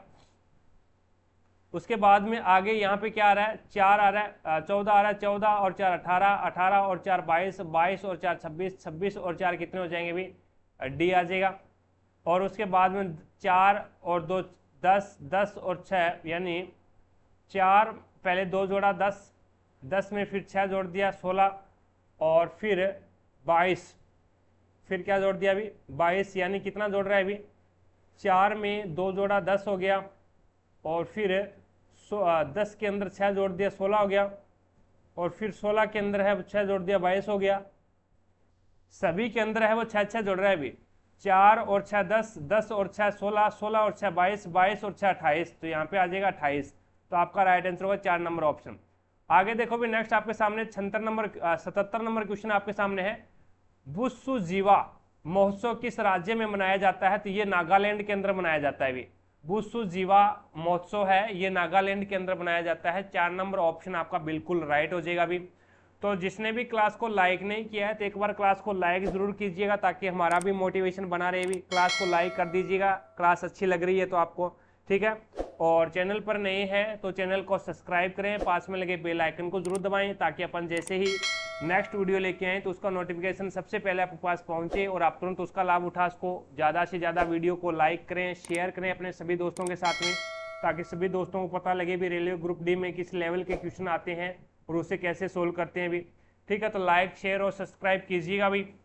आगे देखो भी नेक्स्ट आपके सामने है 78 नंबर क्वेश्चन। जब लेड नाइट्रेट को, लेड नाइट्रेट होता है PbNO3 की ट्वाइस, और जब लेड नाइट्रेट को सोडियम आयोडाइड के साथ में, सोडियम आयोडाइड के साथ में क्या किया जाता है, गर्म विलयन के साथ मिलाया जाता है, तो क्या बनेगा ये, तो ये बन जाएगा आपका PbI2 यानी लेड आयोडाइड बन जाएगा और प्लस में सोडियम नाइट्रेट बन जाएगा, सोडियम नाइट्रेट बन जाएगा। तो इनमें से कौन सा यौगिक है वो अवक्षेपित है, तो यहाँ पे आपका हो जाएगा लेड आयोडाइड। लेड आयोडाइड है, ये पीले रंग का अवक्षेपित है भी। अवक्षेपित का मतलब क्या होता है, ये ठोस है, ये ठोस बन जाता है, सॉलिड बन जाता है, ये जल के अंदर घुलनशील नहीं है, ये जल के अंदर है वो घुलनशील नहीं है। तो लेड आयोडाइड आपका यहाँ पे राइट आंसर हो जाएगा भी, पीले रंग का अवक्षेप हो जाएगा ये। आगे देखो भी नेक्स्ट 79 नंबर क्वेश्चन आपके सामने है। अब इसमें बोला गया है भी भारत के संविधान के संदर्भ में इनमें से संविधान सभा के निर्वाचित अध्यक्ष कौन थे, तो वो डॉक्टर राजेंद्र प्रसाद थे भी, डॉक्टर राजेंद्र प्रसाद थे। भारत के संविधान के संदर्भ में संविधान सभा के निर्वाचित अध्यक्ष कौन थे, तो वो डॉक्टर राजेंद्र प्रसाद थे। और एक प्रकार से मनोनीत कौन थे भी, एक प्रकार से मनोनीत कौन थे, ये आप कमेंट सेक्शन में कमेंट करके मुझको बताना है, बताइएगा मनोनीत कौन थे। निर्वाचित तो राजेंद्र प्रसाद थे, तो मनोनीत कौन थे। नेक्स्ट देखिएगा 80 नंबर क्वेश्चन आपके सामने है। अब इसमें 44 और भाग को क्या लिख रहा है, ये भाग को लिखेगा प्लस 120, गुना को क्या लिखेगा, तो भाग लिखेगा 5, और माइनस को क्या लिखेगा, माइनस को लिखेगा गुणा 2, और यहाँ पे प्लस को क्या लिखेगा -10, और गुणा को क्या लिखेगा भाग 2, बराबर देखना क्या आएगा, तो 2 एकम 2, 2 5 10, और 5 एकम 5, और ये आ जाएगा 5 2 10, और बच गया 2, 5 के 20, तो यहाँ पे 24 5 120 हो जाते हैं। 24 और 44 को जोड़ दो भी, सही किया क्या हमने, हाँ जी सही किया है, ठीक है। अब 24 और 44 को जोड़ोगे तो 4 4 8, 4 2 6 68 हो गया। और उसके बाद में रुको भाई, एक प्रकार से यहाँ पे देखो भी, अब ये गुणा के अंदर है भी, 2 है वो गुणा के अंदर है, 24 2 48 हो जाएंगे भाई, 48 और 44 कितने हो जाएंगे, 8 और 4 12, ये 92 हो जाएगा भाई, 92 हो जाएगा। और उसके बाद में यहाँ पे क्या है भी, माइनस का 5 है, अब 92 से -5 जाएगा तो 87 बचेगा भाई, 2 नंबर ऑप्शन आपका बिल्कुल राइट हो जाएगा। नेक्स्ट देखिएगा 81 नंबर क्वेश्चन आपके सामने है। अब आपको पता है भी साइन 90 माइनस थीटा क्या होता है, साइन 90 माइनस थीटा में डायरेक्ट लिख रहा हूँ कोस होता है भी, साइन 90 माइनस थीटा है वो कोस थीटा होता है। और यहाँ पे कोस 90 माइनस थीटा है वो क्या होता है भी, कोस 90 माइनस थीटा है वो क्या हो जाएगा, साइन थीटा हो जाएगा भी, डॉट गुणा साइन थीटा। और यहाँ पे कोस 90 माइनस थीटा है तो ये इंटू टेन थीटा हो जाएगा भी, कोस 90 माइनस थीटा है वो क्या हो जाता है, टेन थीटा हो जाता है। और नीचे आपके पास में क्या है, नीचे आपके पास में कोस स्क्वायर -1। अब यहाँ पे देखो भी, इसको मैं क्या लिख सकता हूँ, तो इसको मैं लिख सकता हूँ क्या, एक होता है साइन, ये होता है sine square theta, sine square theta plus में कोस स्क्वायर थीटा, और बराबर क्या होता है भी, एक होता है, बराबर क्या होता है, एक होता है। अब यहाँ से कोस स्क्वायर थीटा ये रहा, और इस साइन को इधर लेके जाऊंगा तो ये मेरे पास में क्या बन जाएगा, 1 माइनस में, यानी ये क्वेश्चन फॉर्मूला इस प्रकार से बन जाएगा बी कोस स्क्वायर थीटा बराबर क्या हो जाएगा, 1 माइनस साइन स्क्वायर थीटा बन जाएगा, 1 माइनस साइन स्क्वायर थीटा बन जाएगा। तो इस कोस स्क्वायर की जगह है वो मैं -1 1 माइनस साइन थीटा रख दूं, 1 माइनस साइन स्क्वायर, 1 माइनस में ये आ जाएगा आपके पास में साइन स्क्वायर थीटा, और माइनस का 1 तो माइनस, और ये प्लस का है तो ये तो कैंसिल हो गया। अब देखो भी, अब यहाँ पे इसको क्या लिख दें, कोस स्क्वायर थीटा को मैं क्या लिख सकता हूँ, तो कोस स्क्वायर थीटा को मैं लिख दूंगा। अब यहाँ पे देखो भी, ये साइन स्क्वायर से ये साइन कैंसिल हो गया अभी, ठीक है। अब कोस को तो कोस ही रहने दो आप, एक प्रकार से कोस को कोस रहने दो, कोस, और नीचे ये टेन को मैं क्या लिखूंगा, तो टेन को मैं लिख दूंगा साइन अपॉन में कोस, साइन अपॉन में कोस थीटा लिखूंगा भी, और अपॉन में आपके पास में माइनस का साइन चल रहा है भी, माइनस का साइन थीटा चल रहा है, तो साइन थीटा से sine theta cancel, cos theta से कोस थीटा कैंसिल, और यहाँ पे ये क्या है माइनस का है, तो क्या बचेगा माइनस का एक बचेगा भी आपके पास, माइनस का एक बचेगा, तो आपका राइट आंसर होगा 3 नंबर ऑप्शन। आगे देखो भी नेक्स्ट आपके सामने है 82 नंबर क्वेश्चन। अब 82 नंबर क्वेश्चन में आपको बोला गया है अंदर अंदर वालों का गुणा करवा दो और बार बार वालों का गुणा करवा दो, तो ये 10y बराबर में क्या आ जाएगा 16 इंटू 30। अब y बराबर में क्या आ जाएगा, y बराबर में हो जाएगा 16 इंटू 30 अपॉन में क्या आ जाएगा 10, तो 0 से 0 कैंसिल, 16 3 48, तो यहाँ पे y का मान आ जाएगा 48। नेक्स्ट देखो भी 83 नंबर क्वेश्चन आपके सामने है। अब 83 नंबर क्वेश्चन में पहले इसको सोल्व करो, तो 2 3 6 और 6 में से एक जोड़ोगे तो ये आ जाएगा 7, अब फिर भाग दोगे तो 7 एकम 7, 7 8 56, ये 8 आ जाएगा। अब 7 माइनस का 8, अब ये कितना बचेगा भाई माइनस का 1 बचेगा, माइनस का यहाँ पे यानी प्लस का 7 है और माइनस का 8 है, तो यहाँ पे माइनस का 1 बचेगा, और ये माइनस 12 है तो माइनस माइनस प्लस हो जाएगा भाई 11 प्लस 1, तो यहाँ पे आ जाएगा 12, 3 नंबर ऑप्शन आपका बिल्कुल राइट हो जाएगा। 84 नंबर क्वेश्चन देखो भी आपके सामने है। रोहित अपने घर से साइकिल से चलना शुरू करता है और दक्षिण की ओर 5 किलोमीटर चलता है। ये लो दक्षिण की ओर 5 किलोमीटर चला दिया, और फिर भी ये क्या कहता है, फिर वह दाईं ओर मुड़ता है और 2.5 किलोमीटर चलता है, तो ये लो 2.5 किलोमीटर चला दिया। उसके बाद में फिर वह दाईं ओर मुड़ता है और 5 किलोमीटर चलता है, तो ये लो 5 किलोमीटर चला दिया भी। अब उसके बाद में इसने बोला है भी अंत में वह बाईं ओर मुड़ता है और 5 किलोमीटर चलता है, अंत में वह बाईं ओर मुड़ता है और 5 किलोमीटर चलता है, तो ये लो 5 किलोमीटर चला दिया। अब उसकी वर्तमान स्थिति से उसके घर की न्यूनतम दूरी बतानी है, तो ये तो इसके बराबर ही है भी, और ये दूरी कितनी है 2.5 किलोमीटर है, तो 5 ये और 2.5 ये, तो 7.5 किलोमीटर हो जाएगी, तो यहाँ पे 3 नंबर ऑप्शन आपका बिल्कुल राइट हो जाएगा। नेक्स्ट देखो भी 85 नंबर क्वेश्चन आपके सामने है। अब इसने बोला भी फेरस सल्फेट को जब गर्म किया जाता है, फेरस सल्फेट क्या होता है FeSO4 होता है भी, FeSO4 प्लस में नहीं है, ओनली फॉर क्या है गर्म किया जाता है, इसको गर्म किया जाता है, तो ये किस में कन्वर्ट हो जाएगा याद रखना Fe2SO4 फेरिक सल्फेट में कन्वर्ट हो जाएगा, और फेरिक यानी SO4 की थ्राइस, ये SO4 की थ्राइस आएगी भी, और प्लस में ये हो जाएगा SO2 और प्लस में SO3 आ जाएगा, यानी सल्फर ट्राईऑक्साइड और सल्फर डाइऑक्साइड। तो यहाँ पे जब फेरस सल्फेट को जब गर्म किया जाता है तो एक ठोस उत्पाद कौन सा हो जाएगा, तो ये एक ठोस उत्पाद है जो कि पानी में विलय नहीं है भी, Fe2SO4 की थ्राइस यानी फेरिक सल्फेट हो जाएगा, ये एक क्या ठोस उत्पाद है। और दो भिन्न गैस से कौन कौन से सल्फर डाइऑक्साइड और सल्फर ट्राईऑक्साइड है, तो इस अभिक्रिया के दौरान उत्पन्न गैसों का चयन कीजिए, तो सल्फर डाइऑक्साइड और सल्फर ट्राईऑक्साइड, तो आपका 3 नंबर ऑप्शन बिल्कुल राइट हो जाएगा भी। नेक्स्ट देखो भी 86 नंबर क्वेश्चन आपके सामने है। इसमें बोला गया भी यदि ब्याज वार्षिक रूप से चक्रवर्ती हो तो 30,000 रुपये का आपको बताना 7% ब्याज की दर से 2 वर्ष का चक्रवर्ती ब्याज आपको ज्ञात करना है। तो 30,000 का देख लो भी, 30,000 का देखोगे तो यहाँ पे ये 7%, तो 7/100, और ये भी 7/100, तो यहाँ पे 2 0 से 2 0 कैंसिल, तो ये तो हो जाएगा 2100, और ये भी 2100 हो जाएगा।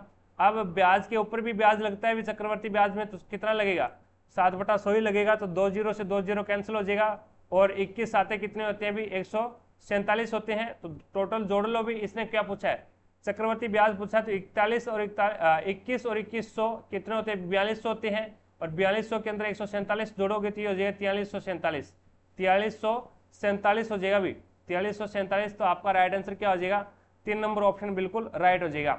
नेक्स्ट देखो भी 87 नंबर क्वेश्चन आपके सामने है। अब इसने पूछा भी 2 वर्गों का क्षेत्रफल का अनुपात है वो 2:3 है, तो उल्लेखित क्रम में दिए गए वर्गों के परिमापों का अनुपात क्या होगा ये आपको बताना है। तो वर्गों का क्षेत्रफल का फॉर्मूला क्या होता है, भुजा स्क्वायर होता है, तो अपन यहाँ पे क्षेत्रफल निकालेंगे तो ये होता है भुजा यानी a की स्क्वायर बराबर 2, तो यहाँ पे स्क्वायर हटाएंगे तो इसके ऊपर रूट लग जाएगा, तो इसका जो भुजा कितने आ जाएगी 2 √2 और √3 आगे भी भुजा है वो √2 और √3 आगे। अब यहाँ पे दोनों वर्गों के परिमापों का अनुपात, तो परिमाप क्या होता है 4 गुना भुजा, तो भुजा आपके पास में 2 रूट और √2 और √3 है, तो यहाँ पे 4 से गुणा करोगे तो ये 4 से गुणा कर दिया भी, 4 से गुणा कर दिया, और यहाँ पे भी 4 से गुणा कर दिया, तो 4 से तो 4 कैंसिल हो जाएगा। तो ये आपके पास में √2 और √3 रेशियो आ जाएगा। 3 नंबर ऑप्शन आपका बिल्कुल राइट हो जाएगा। नेक्स्ट देखो भी आपके सामने है 88 नंबर क्वेश्चन। अब 88 नंबर क्वेश्चन में आपको गुणनखंड करना है भी। 88 नंबर क्वेश्चन के अंदर है वो आपको गुणनखंड करना है। आपको याद होना चाहिए भी a की, यहाँ पे देखो भी मैं आपको बता देता हूँ। अब इसके अंदर है वो a की 6, यानी a की 6 और माइनस में b की 6 किस रूप में ओपन होता है भी ये होता है a माइनस बी, यानी ये ओपन हो जाएगा a square minus B square, एक तो इस प्रकार से, और एक हो जाएगा आपका ये a प्लस बी की स्क्वायर और a माइनस बी की स्क्वायर के रूप में। अब देखो भी इसको सोल्व करते हैं तो ये एक बार प्लस में a प्लस बी और a माइनस बी, और ये हो जाएगा a की स्क्वायर प्लस में b की स्क्वायर प्लस में 2ab, और ये आपका हो जाएगा माइनस के अंदर है तो a की स्क्वायर प्लस में b की स्क्वायर माइनस में 2ab, ये इस प्रकार से ओपन होगा भी। ठीक है, तो यहाँ पे इसको मैं सरल कर सकता हूँ। सरल करूंगा तो क्या लिखूंगा, इसको मैं लिख दूंगा यहाँ पे 64 को क्या लिख सकता हूँ, तो यहाँ पे 64 को 2 की स्क्वायर लिख सकता हूँ भी, 64 को 2x की 6 लिख सकता हूँ, कोई दिक्कत नहीं है, और यहाँ पे माइनस की 6 हो जाएगी। अब देखो भी, अब इसमें थोड़ा सा छोटा कर लेते हैं भी यहाँ पे। अब देखो इसको यहाँ पे कर देता हूँ मैं, यहाँ पे करूँगा तो इस रूप में ओपन करना है इसको। इस रूप में ओपन करोगे तो ये हो जाएगा 2x प्लस में y, एक तो ये आ गया, और एक हो जाएगा 2x माइनस में y। अब इसको इस रूप में ओपन करना है। इस रूप में ओपन करूंगा तो मेरे पास में आ जाएगा 4, यानी 2 की स्क्वायर तो 4 होता है, 4a की स्क्वायर, और प्लस में b कितना है, y है, तो b है वो y स्क्वायर, और यहाँ पे प्लस में 2 दूआ 4 और xy, 2 दूआ 4 xy हो जाएगा अभी, x और y। तो यहाँ पे जो a की जगह x लिख लेना अभी। अब उसके बाद में इसी प्रकार से ये माइनस में आ जाएगा अभी 4x की स्क्वायर और प्लस में y, और माइनस में आ जाएगा 4xy। तो इस प्रकार से ये आपका राइट आंसर क्या हो जाएगा, 4 नंबर ऑप्शन है वो आपका यहाँ पे राइट आंसर हो जाएगा अभी। 4 नंबर ऑप्शन बिल्कुल राइट हो जाएगा। It's okay. आगे देखो भी नेक्स्ट आपके सामने है 89 नंबर क्वेश्चन। अब 89 नंबर क्वेश्चन में आपको क्या बोला गया है भी, एक बेलन के आधार की त्रिज्या को 4 सेंटीमीटर से बढ़ाकर के 16 सेंटीमीटर कर दिया गया, लेकिन इसका वक्र परिक्षेत्र क्षेत्रफल है वो अपरिवर्तित रहा। यदि बेलन की प्रारंभिक ऊंचाई है वो 4 सेंटीमीटर है, तो उसकी नई ऊंचाई क्या है ये आपको ज्ञात करना है। तो बेलन का एक प्रकार से वक्र परिक्षेत्र क्षेत्रफल क्या होता है, 2 पाई RH होता है, 2 पाई RH होता है। अब इसमें देखो भी वक्र परिक्षेत्र क्षेत्रफल ज्ञात कर लो। बेलन की आधार की त्रिज्या 4 सेंटीमीटर से बढ़ाकर के 16 सेंटीमीटर कर दी, तो यहाँ पे देखो भी 2 × 22/7 × r कितना है, 4 है, 4 से बढ़ाकर 16 की गई है, तो पहले तो 4 ही था, इंटू, और बेलन की प्रारंभिक ऊंचाई भी 4 है, तो यहाँ पे 4 रख दो। अब इसमें जो कट रहा है उसको काट दो, और जो नहीं कट रहा है उसको रहने दीजिएगा। एक बेलन के आधार की त्रिज्या 4 सेंटीमीटर से 16 सेंटीमीटर कर दी गई, और लेकिन इसका वक्र परिक्षेत्र क्षेत्रफल अपरिवर्तित रहा। तो वक्र परिक्षेत्र क्षेत्रफल अपरिवर्तित रहा तो वक्र परिक्षेत्र क्षेत्रफल तो बराबर ही रहेगा भी, बराबर रहेगा। तो ये दूसरे के लिए आ जाएगा भी 2 × 22/7 और इंटू यहाँ पे 16 हो जाएगी भी, और इंटू ये हो जाएगी आपकी x। ठीक है, अब इसमें ये तो कैंसिल ही हो गया भी, ये तो सारा कैंसिल ही हो गया क्योंकि बराबर के अंदर है। अब यहाँ पे देखो भी इसके अंदर आपका 4 चौके 16, 16 बराबर में 16x, तो x बराबर में क्या आ जाएगा 16, तो x बराबर में आ जाएगा आपका 16 के अंदर भाग दोगे 16 का, तो यहाँ पे x बराबर 1 आ जाएगा, तो 1 सेंटीमीटर हो जाएगा भी। इसकी नई ऊंचाई क्या है, तो नई ऊंचाई हमने x मानी है तो 1 सेंटीमीटर आ जाएगा। नेक्स्ट देखिएगा 90 नंबर क्वेश्चन आपके सामने, धारावाही परिनालिका द्वारा उत्पन्न चुंबकीय क्षेत्र की दिशा होती है तो परिनालिका के x के समांतर होते हुए, परिनालिका के अंदर या फिर परिनालिका के x के समांतर है वो चुंबकीय क्षेत्र की दिशा होती है। 3 नंबर ऑप्शन है वो आपका यहाँ पे राइट आंसर होगा। 91 नंबर क्वेश्चन देखो भी आपके सामने है। अब इसमें आपको एक विद्युत परिपथ में 4 एक समान बल्ब एक दूसरे के साथ समांतर क्रम में है और 10 वोल्ट नगण्य आंतरिक प्रतिरोध की बैटरी के साथ संयोजित है। जब सभी 4 बल्ब चमकते हैं तो 4 एम्पीयर की धारा दर्ज की जाती है। तब परिपथ में 6 शक्ति और प्रत्येक बल्ब का प्रतिरोध क्रम से क्या होगा, ये आपको ज्ञात करना है। तो शक्ति ज्ञात कर लो। P बराबर क्या होता है? P बराबर होता है VI। P बराबर क्या होता है? VI। तो P बराबर कितना आ जाएगा? P बराबर आ जाएगा V कितना है? 10 और I कितना है? 4। तो यहाँ पे शक्ति कितनी आ जाएगी? 40 वाट आ जाएगी। अब देखो भी 40 वाट इसकी शक्ति आ गई। अब यहाँ पे प्रत्येक प्रतिरोध आपको बताना है, प्रत्येक प्रतिरोध आपको बताना है। तो देखो भी 4 एक समान बल्ब है, 4 एक समान बल्ब है वो समांतर क्रम में है, तो वो समांतर क्रम में, लेकिन चारों के चारों एक समान बल्ब है और चारों जब जलते हैं तो 4 एम्पीयर धारा प्रवाहित 4 एम्पीयर धारा दर्ज की जाती है। तो इसका मतलब क्या है? प्रत्येक के अंदर 1 एम्पीयर धारा जाएगी, प्रत्येक के अंदर है वो 1 एम्पीयर धारा जाएगी। तो यहाँ पे आपका ओम का नियम लगा दो। V बराबर क्या होता है? IR होता है। V बराबर IR होता है तो R बराबर क्या हो जाएगा? V अपॉन में I। V अपॉन में I, तो V कितना 10 है और I कितना 1 है। तो यहाँ पे प्रत्येक का जो प्रतिरोध आएगा वो 10 ओम आएगा और शक्ति कितनी आ जाएगी? 40 वाट आ जाएगी, जो कि ऑप्शन के अंदर नहीं है। ऑप्शन आपके ये क्या है? गलत है। अभी ऑप्शन आपके ये क्या है? गलत है। तो यहाँ पे आपका 40 वोल्ट तो इसकी शक्ति आएगी और 10 ओम है वो इसका प्रतिरोध आएगा भी प्रत्येक बल्ब का। आगे चलते हैं। नेक्स्ट आपके सामने है 92 नंबर क्वेश्चन है, वो करंट अफेयर का है। नेक्स्ट पे चलो भी 93 नंबर क्वेश्चन आपके सामने है। विषम में 1 जोड़ दिया जाए और सम में 2 घटा दिया जाए तो निम्न में से बाएं से दूसरा अंक कौन सा है? तो बाएं से दूसरा अंक 6 है और 6 है तो 6 एक क्या है? सम है। सम में 2 घटा रहा है तो यहाँ पे 4 आ जाएगा। फिर अगला देखो भी नेक्स्ट 94 नंबर क्वेश्चन आपके सामने है, ये भी करंट अफेयर का है। नेक्स्ट देखिए 95 नंबर क्वेश्चन है। अब इसमें है वो सभी अक्षरों को अंग्रेजी वर्णमाला के क्रम में व्यवस्थित किया जाता है। तो यहाँ पे सबसे पहले क्या आएगा भी? H आएगा सबसे पहले, उसके बाद में I आएगा, फिर आएगा R और फिर आएगा S और फिर आएगा T। अब इसने बोला भी तो कितने अक्षरों की स्थिति है वो अपरिवर्तित रही है। तो यहाँ पे S फिर H फिर I और फिर R और फिर T। तो यहाँ पे T की जो कंडीशन है वो चेंज नहीं हुई, T की कंडीशन जो की त्यों रही है। तो 1 नंबर ऑप्शन आपका बिल्कुल राइट हो जाएगा। अब इसने बोला है भी निम्न में से कौन सा वृक्क नलिकाओं के अस्तर और लार ग्रंथियों की वाहिनियों का निर्माण करता है? कौन सा है वो वृक्क नलिकाओं के अस्तर और लार ग्रंथियों की वाहिनियों का निर्माण करता है? तो वो आपका हो जाएगा घनाभाकार उपकला उत्तक है, वो आपका यहाँ पे राइट आंसर हो जाएगा भी। फेफड़ों का निर्माण है वो सल्की उपकला उत्तक करता है भी, सल्की उपकला उत्तक है वो फेफड़ों का निर्माण करता है। और किडनी नलिकाओं के अस्तर और लार ग्रंथियों की वाहिनियों का निर्माण है वो घनाभाकार उपकला करता है। तो यहाँ पे 3 नंबर ऑप्शन आपका बिल्कुल राइट हो जाएगा। नेक्स्ट देखो भी 97 नंबर क्वेश्चन आपके सामने है। इसमें बोला गया भी 10 ओम का प्रतिरोध एक बैटरी के टर्मिनलों के बीच संयोजित है तो प्रतिरोध द्वारा 5 सेकंड में 200 जूल ऊष्मा उत्पन्न की जाती है। तो लैंप के टर्मिनलों के बीच विभवांतर आपको ज्ञात करना है। तो यहाँ पे देखो भी अब आपको H बराबर क्या दे रखा है? H बराबर क्या होता है भी? H बराबर होता है आपका VIT। H बराबर क्या होता है? VIT होता है। आपको यहाँ पे एक प्रकार से V ज्ञात करना है, V ज्ञात करना है।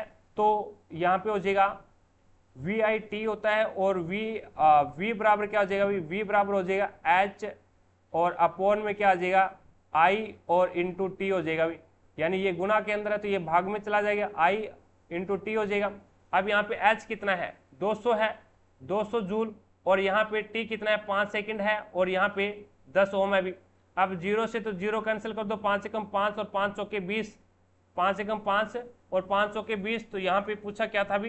टर्मिनलों के बीच में विभवांतर ज्ञात करना है भी, टर्मिनलों के बीच में विभवांतर ज्ञात करना है। 10 ओम प्रतिरोध है, 10 ओम का एक प्रतिरोध एक बैटरी के टर्मिनलों के बीच में संयोजित है। तो यहाँ पे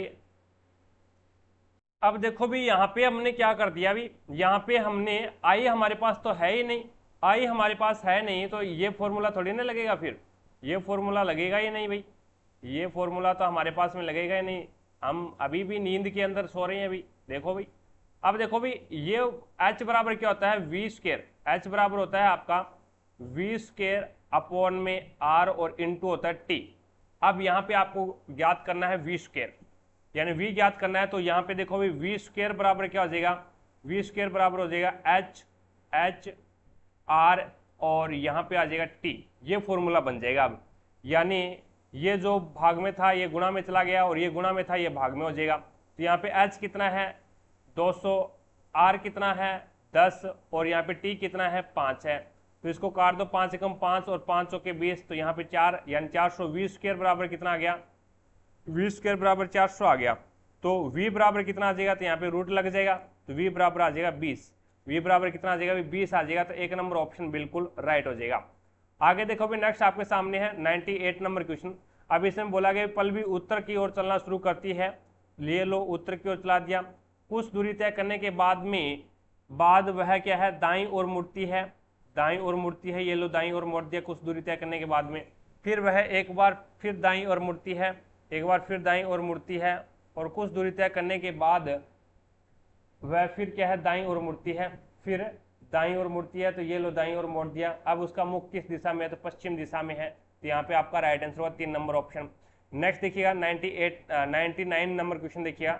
अब इसको सोल्व करना है, इसको सोल्व करना है। तो जिसके ऊपर बार लगा हुआ है उसका तो नीचे 100 लगा दो 87 और उसका तो 9 लगा दो, जिसके ऊपर बार नहीं लगा हुआ उसका 0 लगा दो और नहीं जिसका बार नहीं लगा हुआ वो उसमें से घटा दो। तो यहाँ पे हो जाएगा 79 अपॉन में आ जाएगा 90। तो यहाँ पे आपका राइट आंसर क्या होगा, 3 नंबर ऑप्शन हो जाएगा। अभी आगे देखो भी नेक्स्ट आपके सामने है, निम्न में से कौन सा एक तत्व एक धातु है, निम्न में से कौन सा एक है वो धातु है। तो यहाँ पे कौन सा तत्व धातु है, सोडियम एक धातु है। अभी सोडियम क्या है, धातु है। तो यहाँ पे आपका 2 नंबर ऑप्शन है वो आपका बिल्कुल राइट हो जाएगा। तो इस प्रकार से हमने एक पेपर है वो और कंप्लीट कर लिया। अभी आई होप आपको प्रत्येक क्वेश्चन है वो इजी तरीके से समझ में आया होगा। और फिर भी कोई भी क्वेश्चन में आपको डाउट लगती है तो मुझे कमेंट सेक्शन में कमेंट करके जरूर बताएं, भी आपके डाउट को क्लियर किया जाएगा। और जो अपनी नेक्स्ट क्लास रहेगी वो 19 सितंबर 2022 को दूसरी पारी में जो पेपर हुआ था उस पेपर पे अपन लेके आएंगे। तो आशा करता हूँ आज हमने एक पेपर सोल्व किया है, तो प्रत्येक क्वेश्चन इजी तरीके से समझ में आया होगा। तो क्लास आपको कैसी लगी है कमेंट सेक्शन में कमेंट करके जरूर बताएं, भी अपना फीडबैक जरूर दीजिएगा। और चैनल पर नए हैं तो चैनल को सब्सक्राइब करें, पास में लगे बेल आइकन को जरूर दबाएं ताकि अपन जैसे ही नेक्स्ट वीडियो लेके आए तो उसका नोटिफिकेशन सबसे पहले आपके पास पहुंचे और आप तुरंत उसका लाभ उठा सको। ज़्यादा से ज़्यादा लाइक करना और ज़्यादा से ज़्यादा शेयर करना भी अपने सभी दोस्तों के साथ में। तो आज की क्लास में इतना ही, मिलेंगे अपन नेक्स्ट क्लास में, तब तक के लिए जय हिंद जय भारत।